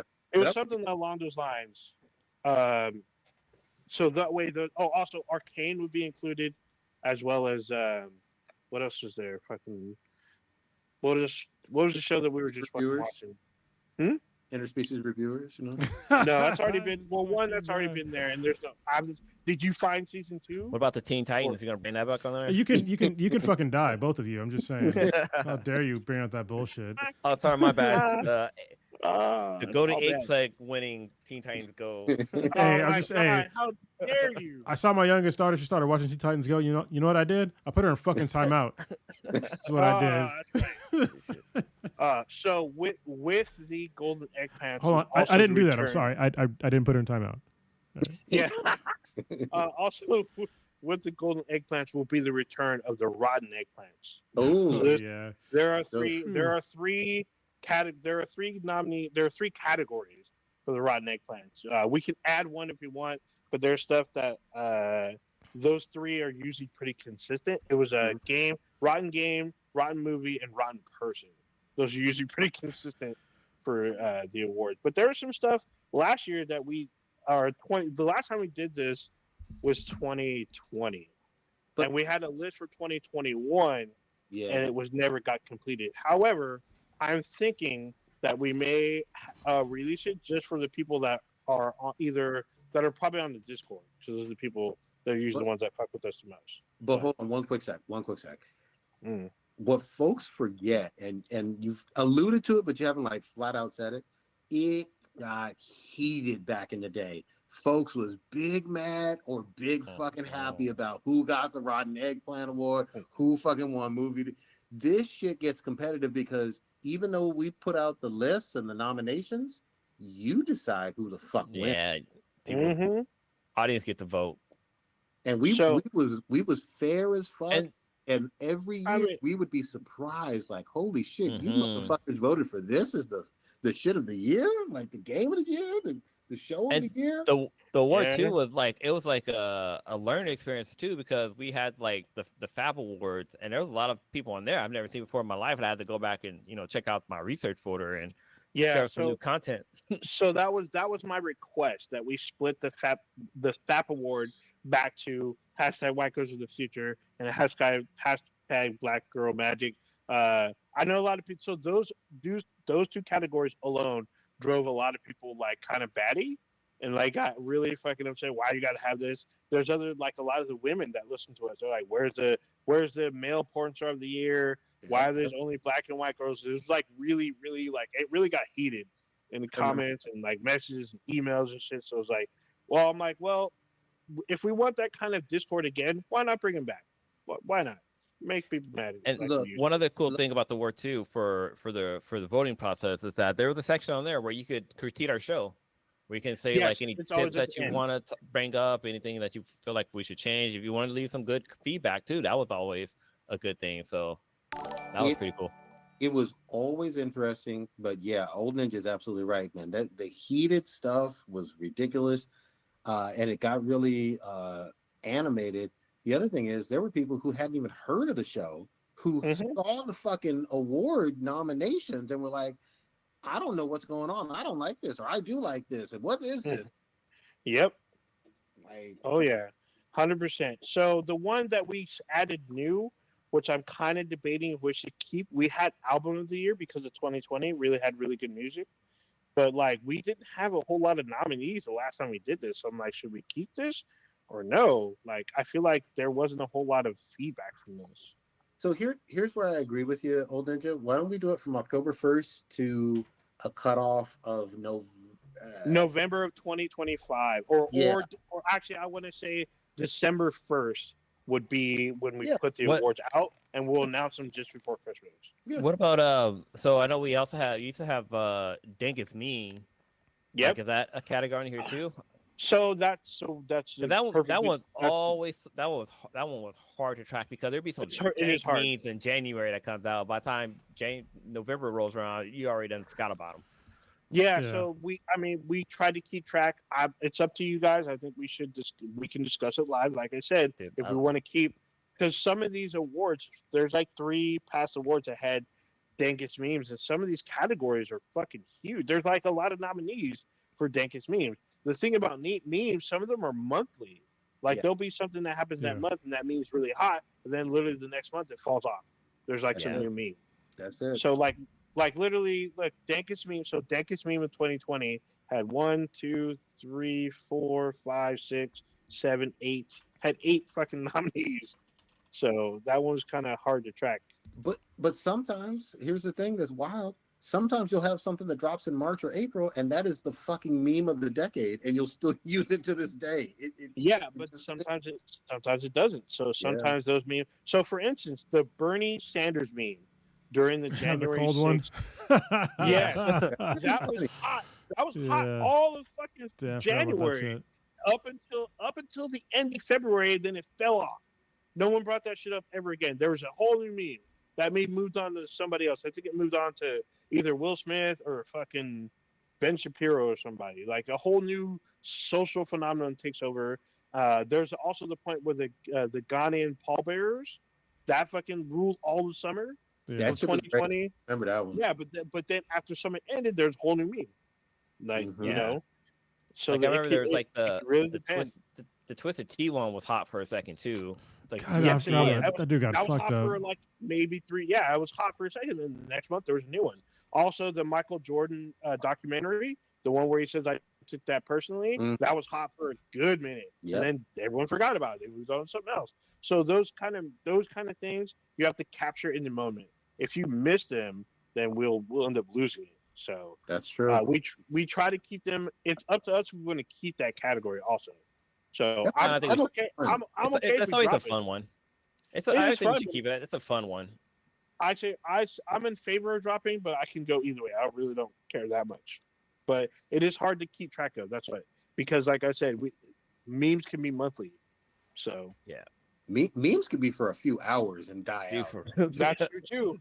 That's very true too. So Oh, unlike damn. shows, like a show can last several months and be fire, and then all of a sudden memes from that show end up being fired. So So let's go never back know. in time just for this year. Like the best. I'm just looking up like the memes from this year, and there was the global eclipse memes from earlier this year. Remember there was a fucking eclipse this year, which oh yeah. kind of I can't believe I forgot about this. There was the New York City earthquake, fucking Stanley Cup mugs, Sydney Sweeney on Hot Ones, Doom Part 2 popcorn bucket. yeah, see. Remember that we had the All the- Olympics this year. There was a Yeah, shit ton the of fucking breakdancer. memes from the Yeah. Olympics. If- Yeah, fucking ray gun. There was a shit ton of memes. Yeah, ray gun. If I send you this, that means that's another one. Mm-hmm. That's another one. That's There's another one. there's the one with Stickers. what's her name, Kamala Harris, where she says motherfucker in her head. Oh, well, yeah. When she said this motherfucker, or she says this motherfucker, or she just says motherfucker.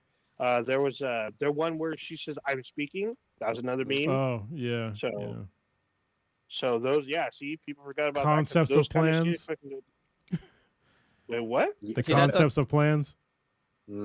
Concept. Oh, yeah, it's from the debates. Yeah, okay. So yeah, those things are hot for that minute, and then once it's gone, like I forgot about that. one. That's a great job. The great thing about our roles that we can bring these back up for people to remember, and then they Yeah. can vote upon it. Because we control Yeah. the nominees. Like it doesn't have to Yes, be we do. like what's hot. It can be what we remember. Yeah, what we that's think why- it's hot. This is why I want to limit it to we get one apiece because there's 5 of us. So Yeah. each one of us gets one, so we kind of control, so it doesn't get out of control. If you get too many options, they'll they'll zone out. So you give them 5, that should be enough. But remember, Except too, for movies and games And and you know, maybe shows. if you give somebody too many options, you got to pass on it, like John Stockton. I'm just saying. Yeah. remember too, some people obviously some people go on YouTube or whatever, but some people just listen to the audio. And so when you're talking about the memes, like you have to have that little snippet to show them too on the Oh, survey. hold on. Usually in So Usually in we've the been voting- adding, we've been adding pictures. Like Blue helped me the last 2 times. The ones that I would miss or couldn't find, he'd find them, and we add them in like last minute. So you could see when you take the survey or the awards, when you fill in your ballots or whatever, you can see pictures of what we're talking about. Yeah. So you get a gist of what's going on. So I'm fucking excited, dude. I'm glad you brought this up, Old Ninja. Good job. I'm excited. Let's do it from, you said October 1 to October 1 to December 1. Yeah. December 1 of 2025. So then we'll put that out. People can vote. So that way we'll be able to include I will be willing to push it to the mid-December as long as we get the awards out before Christmas. I don't care. Yeah. And just for transparency, we're not going to use Dominion voting machines. We're going to have, we're going to make sure there's going to be integrity in our voting. Oh, Damn. Nothing's going to Be Venezuela. connected There's to going to be no Skylink. Russia. Nothing. It's Oh going to my be God. fully secured voting, so Oh you can my trust God. It's us. gonna All right. Oh my God. But let's Hey, actually, no. Y'all can trust you because you guys are voting. Like we put once you put this up, it's all in your guys' hand. For Well, those of you who are listening or who are new, just keep a lookout. Also, we need to add a book of the year or novel of the year because we have the book club now. Which As, we'll talk about next. But yeah. Yes, we'll talk about that, but we will need to because over the since 2020, all of us on the cast have read considerably a lot more. We have a lot So of many I have fucking a books. shit ton of hardcore cover books. I haven't even started yet. I have a shit ton of books behind me that I bought over time. So we got to get in deep dive. Kronos has a book club, which he'll talk about. Oh, we have book club that Kronos and Papa Bear are heading. Is that correct? It's me. Yeah. Okay. So we're gonna, for those of you who will be in the book club, you'll have, and those of you who are just reading in general, there'll be like books that you'll be able to vote. Like, oh, this is the best of the year or whatnot. So real there you go. real quick on this one though too. I appreciated when we had, in a sense, live reactions. Like it was fun Oh. to see. Holy good. shit, this person won, and all of us were like, "Wait a minute, what the fuck? What did y'all Yeah, there was some we're just like, bro, So this is our we audience. did that. Like, Yeah, so we would do that because we would read the winners and like people, like, especially Project, be like, hold on, this motherfucker won. I need to see receipts, and I'd be like, hey, I would, because this system, the way we have it set up, it gives us the stats. That's how we get the Yeah. winner. And so he's like freaking out, like I can't believe this person Well, won. it wasn't just I me. can't- It wasn't And just what all fucked of me us. up? yeah. All of us bit- over certain categories back in the Yeah. day. We were Oh just, yeah. how the fuck did this win? What kind of people are y'all? You know what I mean? Mhm. It was fun. You want to know what fucked me up? There was one year where there was a 3-way fucking tie. Yeah. And it Oh, was for yeah. game. Oh, It was yeah. for game of the year. It was for game of the year. Had a 3-way tie between Jedi Fallen Order. What's the other one? Fuck, I actually have Red it right Dead- was here. that Red Dead year? Or- No, I can. So I will. This is from the. Where is it? New comics. No, Do we still have that I the fucking missed it. icon for the Eggplant Award? So we Yeah, had I got it. best male celebrity and best female celebrity. No, I'm talking about like the actual, like we had like an image, like Yeah. Oh, We do. so- gift I gif have it. yeah. of an eggplant. What'd you have call okay, it? So I call it Become gift, an a icon. gift gif. No, I call it a gift gif. No, it's I'm making everybody mad. Jizz. Get it right. Jizz. Jizz. Yeah, A GIF. yeah, now. A jizz. fucking terrible. Okay, Jizz. Gift gif. was this the year? Oh, this one isn't the year. Hold on, it's probably 2019. It's 2019. The 2019 ones. So this one's the one I think had the 3-way tie. So this is some shit that you probably won't even fucking remember. I better remember some of these. I remember the games, but I remember this beat. Okay, this had the 3-way tie. It was Red Dead here? No. Well, No, was that- no, it's not. No, Red Dead was not. So it was a 3-way tie between Monster Hunter World Iceborne, Hmm. Jedi Fallen Order, and Resident Evil 2, the remake. Oh yeah. 3-way tie. That was a Hmm. 3-way tie. And the nominees for the category were fucking long. Like, what did he have? We had a bunch of shit. Hold on, switch back. Somebody's Because all this over one had, so Outer Worlds was a nominee, Sekiro Shadow Die Twice, Call of Duty Modern Warfare. That was the revamp of Oh, yeah. Modern Warfare. So that's when they bumped in. Apex Legends, The Division 2, Gears 5, Borderlands 3, Control, Death Stranding. All of them were fucking nominees. Oh, that's what I was Lost- disappointed. Yeah, because those were like, to me, I mean, Death Stranding to me was like better than most of those games. That game was fucking amazing. Yeah, Well, I mean, wait, for me, so- it's like Control and Jedi Fallen Order. Those Yeah. games were fucking I'm good. I'm looking at the Fab Awards for 2020, the Fab results, and we Awards. actually had a three-way tie for this one too. So it Not was surprised. Doja Cat, Emery Penn, Oh, Emery Emery Pan. Yeah. and Spode Abbey. Swole Abbey. Damn, for the FAP Awards. Holy Yes! shit. That's fucking good. That's so good. That's so good. We used to have fucking fun with this shit. Yeah, we're bringing it back, baby. We're bringing it back. We're bringing it back. Bringing it back for 2025. So this means y'all need to start reading, start watching your shows. That includes us on the cast, because there's gonna be a shit ton of shows next year too. We're getting an Alien fucking TV series. We're getting more MCU TV series. There's gonna be fucking a bunch of shit. What the fuck else was there? This is crazy. There's For just- best new anime series for 2020, Animaniacs won by a fucking landslide. Yeah, Which is that crazy. was the year that was the year that Animaniacs came back by a huge Yeah. landslide. Yep. But it outbeat Solar Opposites, which was like, And- which yeah. we learned later on, it gets a whole lot for the Yeah, fun. it does. So Opposites Yeah. is so good now.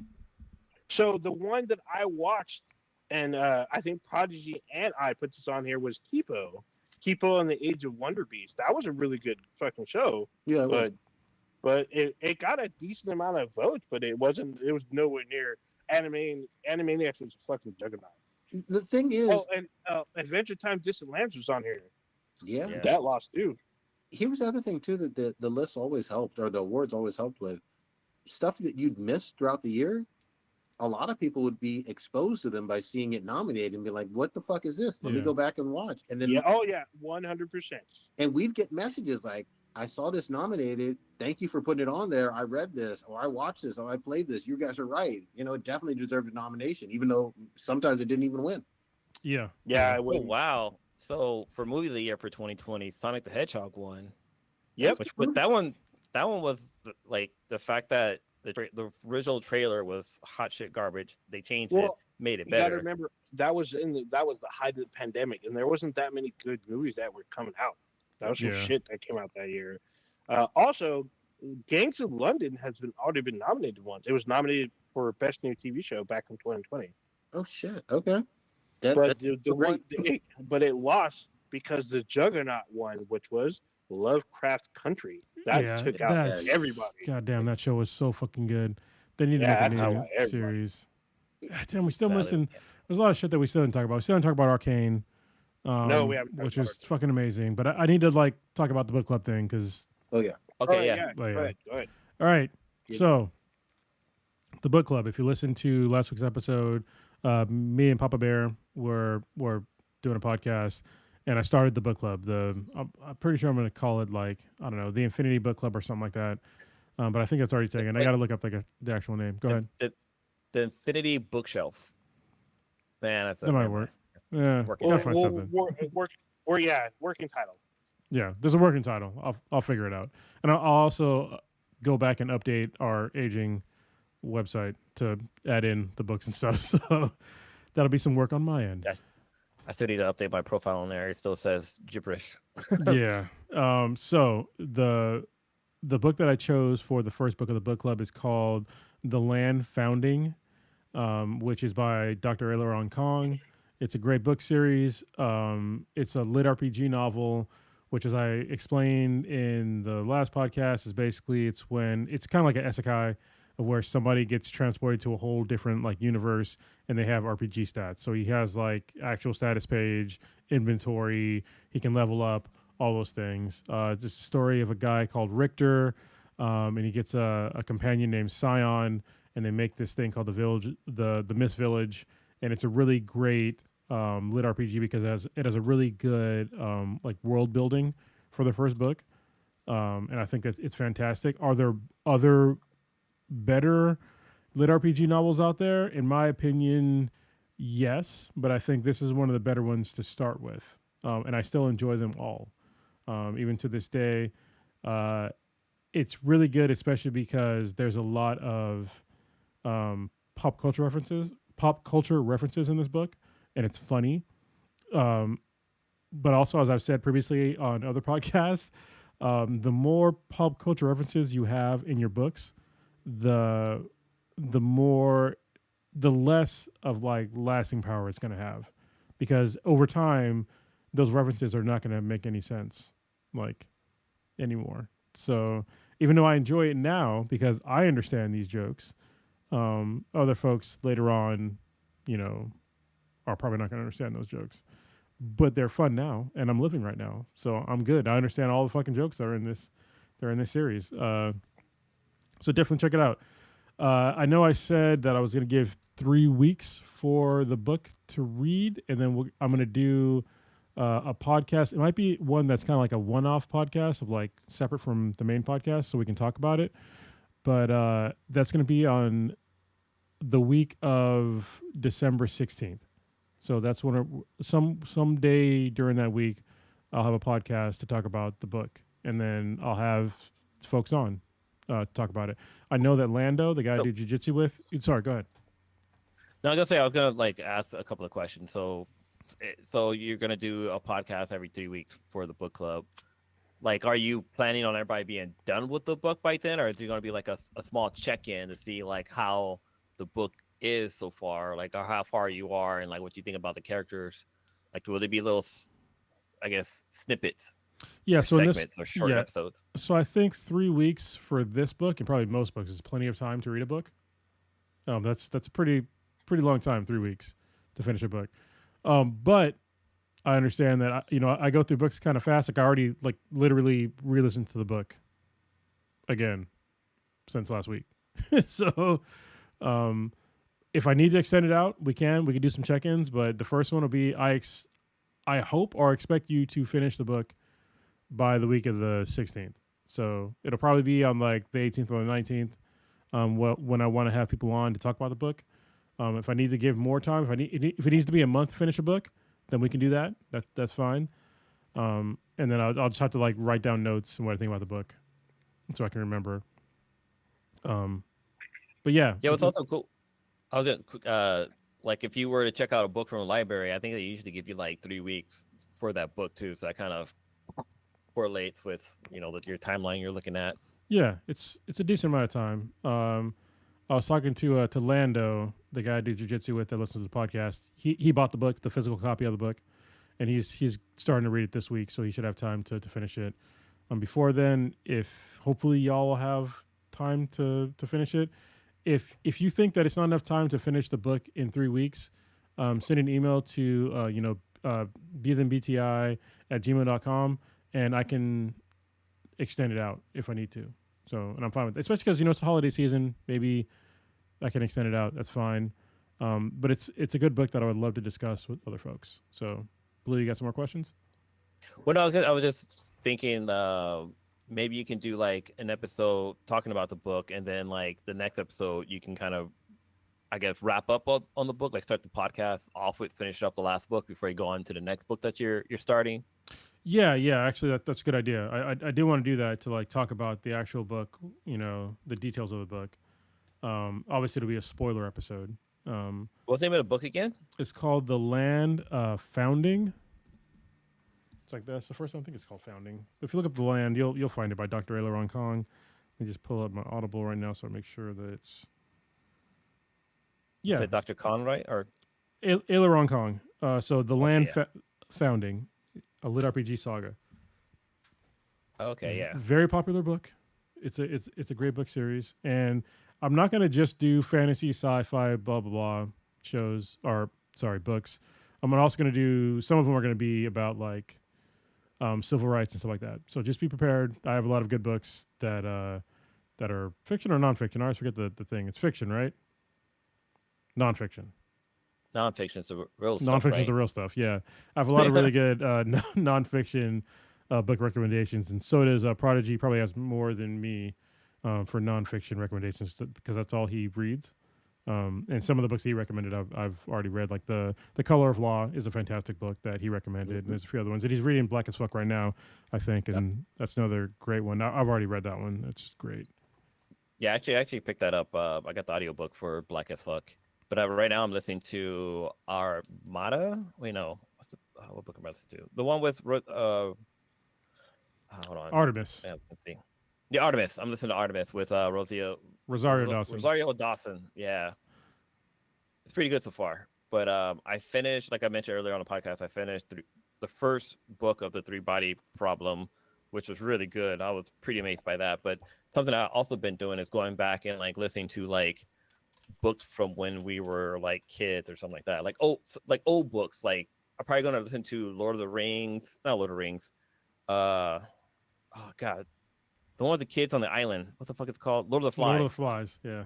Yeah, I'm gonna go back and listen to that. You know, I've listened to some Elseworld books. Like Disney has this one series where where the bad guys basically wins. Like I listened to A Whole New World, which is a spinoff. It's about Aladdin, but it's basically what if Jafar got the genie from the jump, and it just the whole storyline just turns from there, which is kind of cool. But yeah, I mean, there's some really good books out there. I love listening to audiobooks and all these different books out there. Yeah. So during last week, actually, I want to get Prodigy's input too, because I know he picked up like some books during like last week because of the sales and all that shit. I actually got a membership to Barnes and Noble, for like their point system or whatever the fuck it's called. But I picked up Chain Gang All Stars, Kindred, Tress of the Emerald Sea. There's a new Mace Windu book called Mace Windu, The Glass Abyss, and The Book of Healing, which is a bunch of poems about healing. So, Prodigy, what did you pick up? So you picked up a bunch of books recently. Yeah, I first of all, shout out to, there's a place called Reparations Club.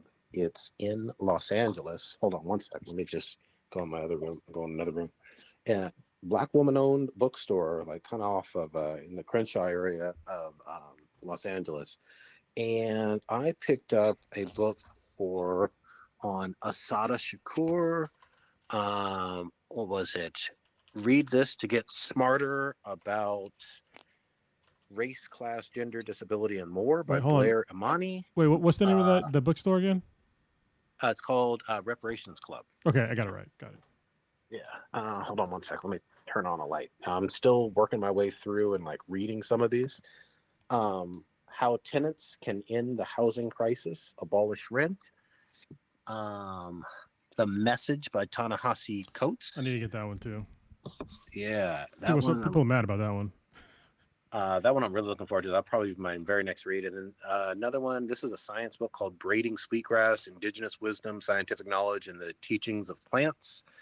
And I know I'm going on and on. Oh, We Do This Till We're Free by Miriam Kaba. And I've always wanted to read Frantz Fanon. He has one called A Dying Colonialism. So that one's, I got a long list. Oh, and one last one, The 100-Year War on Palestine by Rashid Khalidi. A history of settler colonialism and resistance from 1917 to 2017. So I did a bunch of book shopping.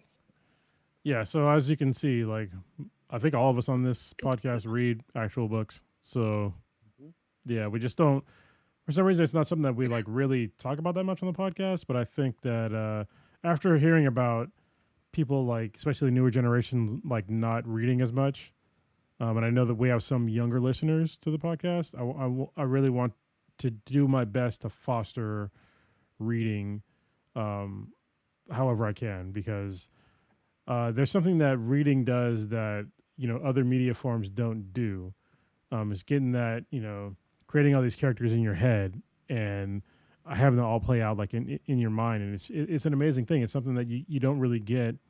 You also can't get the same perspectives in like, TV shows or movies or anything like that, because you can't, it's hard to portray what's in somebody's head in a visual format as opposed to like, a written format. Because it just doesn't. Some movies have done it and TV shows have done it, but it's really hard to pull off. It takes like a lot of really good writing, Plus, it's there's a lot of limitations that TV shows can show. Like for example, like Ready Player One. Like there's so much pop reference stuff in there that when they did the movie, they couldn't have all that stuff in there. So the book they usually say the book is way better than the movie, and the main reason why is because there's more details in it, and like you're basically the director of the story. You're just following the script, and the characters are playing along in your head. Yeah, oh, this is a really good example. So, like, Three Body Problem, which you just read, Blue, Oh they yeah. don't actually explain what the alien race looks like. And you can't do that in a visual format. So, if you watch the show, like, they show them as humanoids, like, as basically humans, and they say, like, oh, basically, like, our actual physical form, like, you can't, like, we're not going to show it to you. But in the books, they sort of like explain like a little bit of like they had a hard carapace because they had like these really varying fucking weather patterns and stuff like that, and they could dehydrate like their bodies to like withstand this, but they never explain what they actually fucking look like. Yeah. And Yeah. so there's like this whole mystery thing about it that you're not going to get in a visual format. And I completely agree with you guys in terms of the differences between forms of media and whatnot. One thing that I think doesn't get mentioned enough, though, with the more visual forms like movies specifically, is how quickly the music, which you don't have from a book, and I'm using the example of Jurassic Park, takes you to that setting in like 3 notes. Like dun Mhm. dun dun dun. Yeah.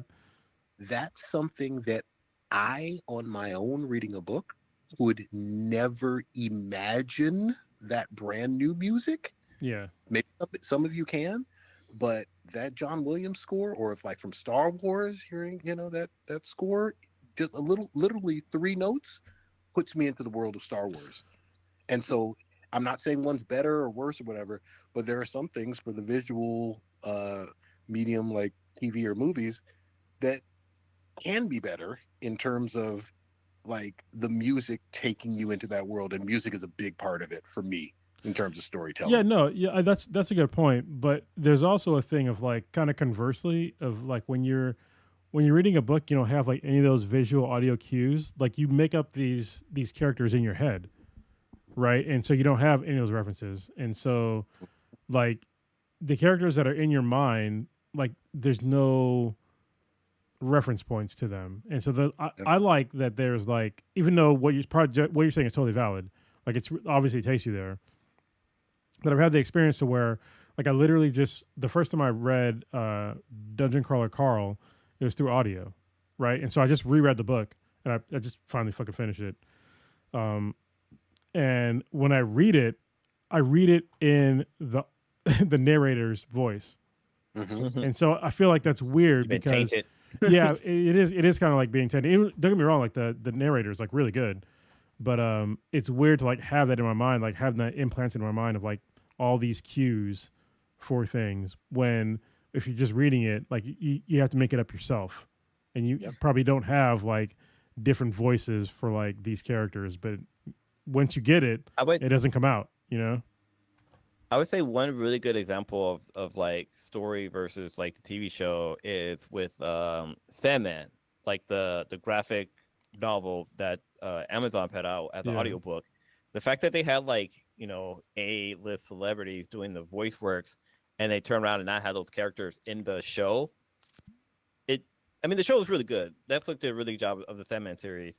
But like just the fact that I was listening to the audiobook, I saw like Kat Dealing as Death, Dennings, yeah.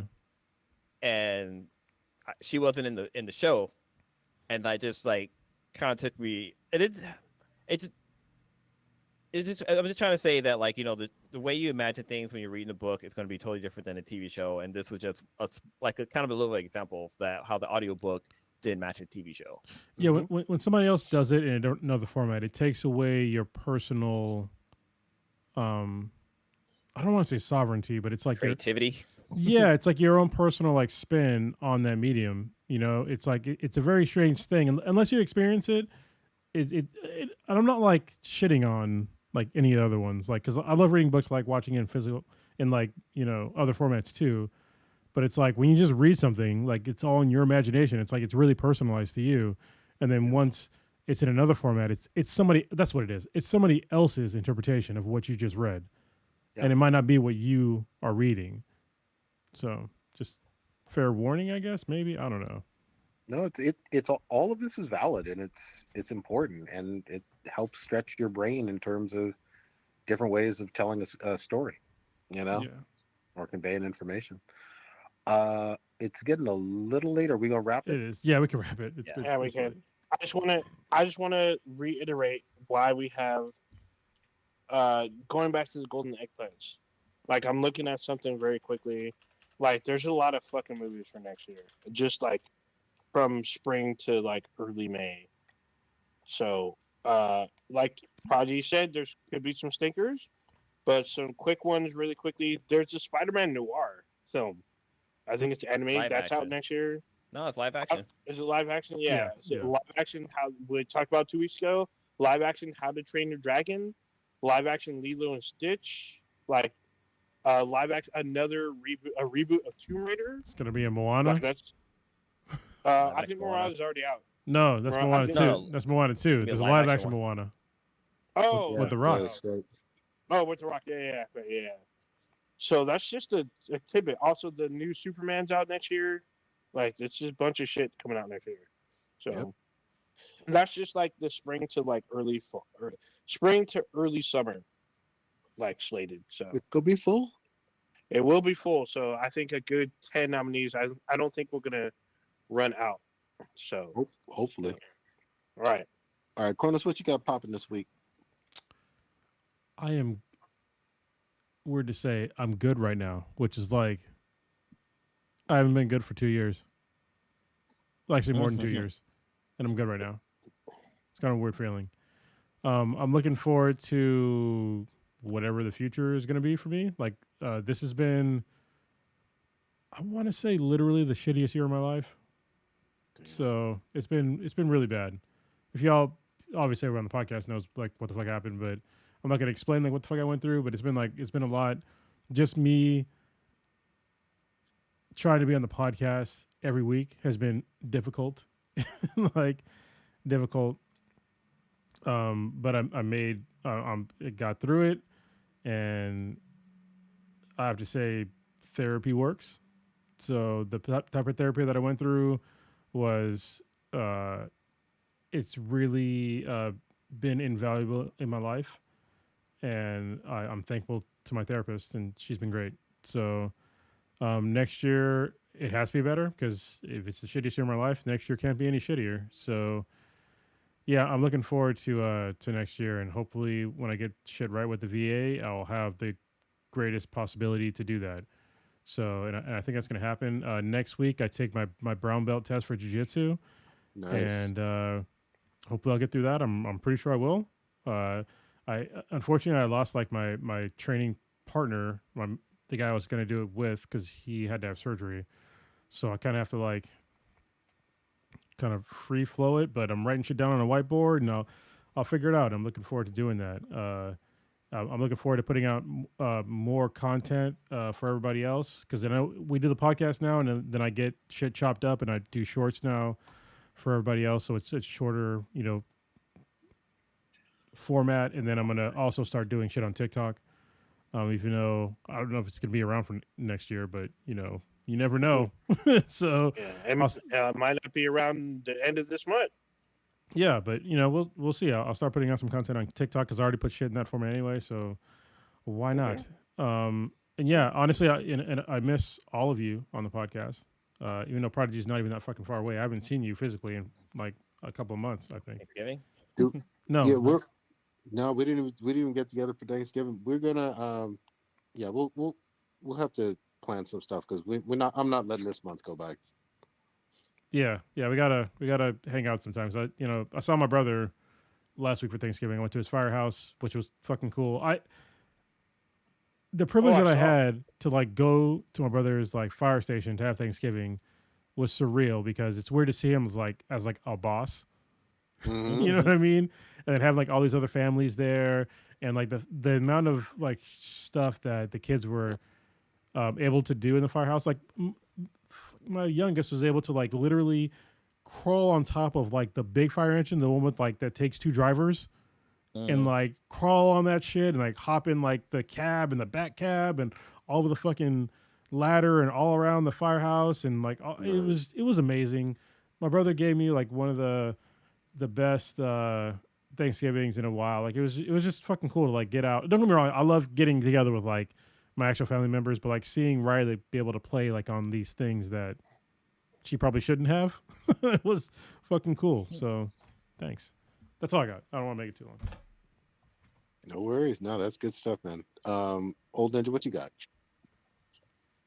Okay. My mom's birthday is on Friday, so I probably won't be able to see her until Monday. So I got her a little gift. So I'll be on the cast next week, but I might be out of town during the week. I'm loving Skeleton Crew. I talked about earlier. Next episode's next Tuesday. I'll try to watch that.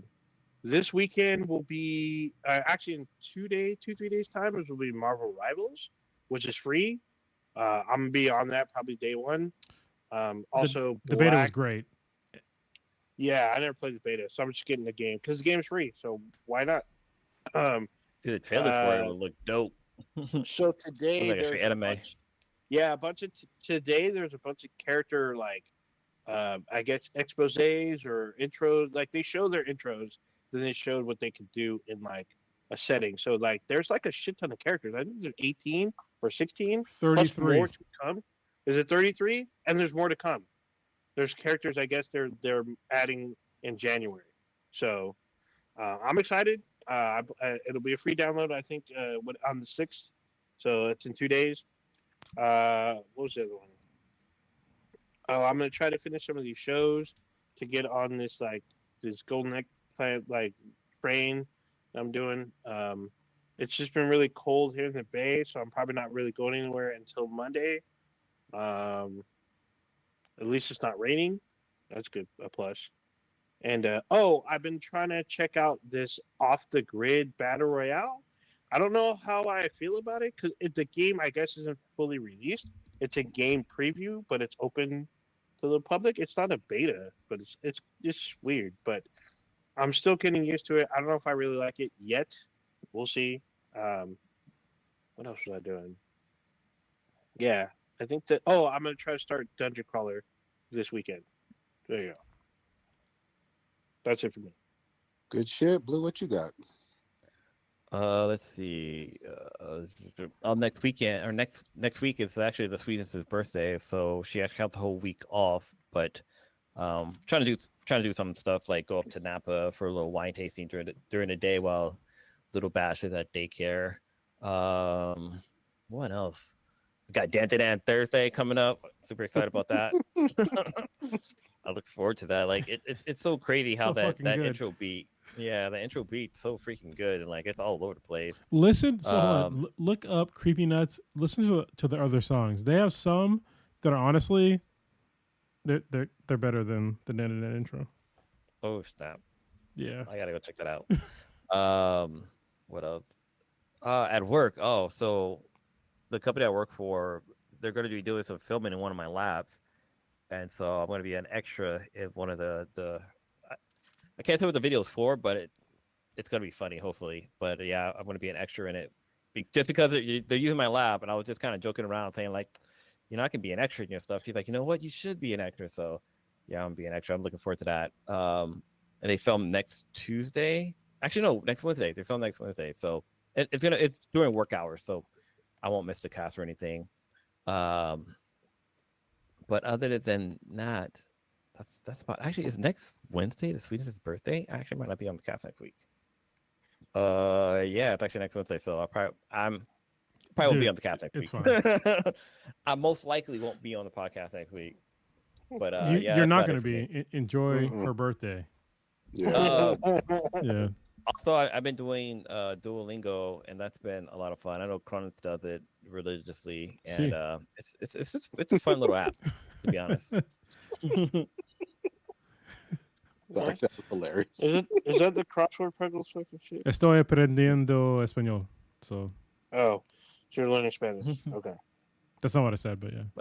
Well, actually, yeah, No, but- that's pretty much what I said. Yeah. Yeah. That's it for me. Good shit. Oh, I wanted to. We didn't talk about the PlayStation 30th anniversary thing, which I think is pretty dope. But I guess we can save it for next week. All right. Yep. Real quick, I'm fucking loving killing all the Mongol scum in Ghost of Tsushima. Okay. So That game's did you like finally get 4 it? years You haven't old. played it for a while, right? So I fucked up badly, and I never really played the campaign. I went straight to multiplayer on that one, and now 4 or 5 years later, goddamn it, I'm playing the campaign, and I'm like, oh, this game is really good. So welcome to 2020 or 2019, whatever the fuck year it. Yeah, it was like 2020. You're Yeah. behind by Yeah. years. Yeah. Oh, that's what I forgot. We're so because of Prodigy's revelation, we are supposed to do the raid sometime this weekend, or at least one of the raids. I'm down. So I'm going to Twitch. One of us will Twitch this out so you can hear all the screaming and all the fucking yelling. It's going to be fucking hilarious. It's going to be great. Bruh. Do it. Killing those Mongol. I might go back and play that game again. It was so fun killing those Mongol scum. I'm just saying. Mm-hmm. Yes, it was. They all got to die, and I hope they burn in hell. It's You know what's great. funny is that for a second I think about, is that kind of racist? But also, I don't give a fuck. Like They're the invader. Yeah, they were the invaders. They were the invaders. Yeah. I mean, You know what I mean? We were living peacefully, playing our flutes, chasing foxes, and they came and brought the fucking ruckus to us. You know what I mean? Listen to Jizz. yeah, listen to Jizz. God damn. Oh, you'll find out that Lady Masako is a hoe. I'm just saying. I'm already getting hints of that. I'm Yeah, getting she's little hints. she's kind of a hoe. So Yeah, so you know what I mean. it is Anyway, what it is. I'm playing that. I'm enjoying the fuck out of it. Got a whole bunch of reading as I rattled off all the books that I'm trying to do, but I need to finish Black as Fuck History first. And other than that, I'm definitely gonna get together. I'll hit you up, Chronos. It's been way too long, but just trying to live, day by day and shit. You know what I mean? I took a few days off in December because I know that this time of year I get a little, more somber and reflective and all Do you of get that. do you get the SADS, the seasonal? Yeah, What is it called? The seasonal Seasonal something awareness, depression. depression. Yeah. Yeah. Yeah. Yeah, so I'm trying to shake that off, and you know what I mean. Just the Kendrick GNX album is helping definitely, and Killing Mongols is helping. So you know what I mean. I'll be all right. Yeah. Yeah, well, wait till killing Mongols and then going to the Ghost of EO. That's gonna be something. So hope you're ready. Dude, Actually, we will do some gold multiplayer just to get you set up because it kind of has a little bit of that in there. But once we get to that raid, oh boy, I'm ready. I'm ready, man. I can parry with the best of them on this game now. you are going to fucking need it, 100%. Yep. Anyway, that's all I got. Take us out, old nigga. All right, user experience Black and the Black times Infinity. The Dankest podcast on the internet. Check us out with BTI. That's BTHANBTI. Anywhere you consume your podcast, just know that every Wednesday, 8:30 Pacific ish time, we go live on YouTube and simulcast on Twitch. We have a Discord server. If you want to get in, you can email us at bthanbti@gmail.com. We are on most social media except for True Social. Are we on True Social? Probably not. Hell no. What is that? Even, how I'm the fuck is just- that a question? Because we can be sneaking. We can be sneaking in. We can use a fake profile. Oh, bro, I'm just saying. I almost went like the full Kendrick. No. You want almost? We are not going to be on True So- Social fucking ever. Okay, then we're on. We're on Blue Sky. Or- All right, you find us on Blue Yeah, Sky. There you go. I'm just saying. But anyway, then anywhere you can check us out, and then check out our official website, binheadproductions.com/BTI. There you go. Fucking Truth Social. What the fuck? You Mustard. fucking Tim Scott. Just what the fuck, man? Mustard. Jizz in them ears, man. Jizz in them ears. God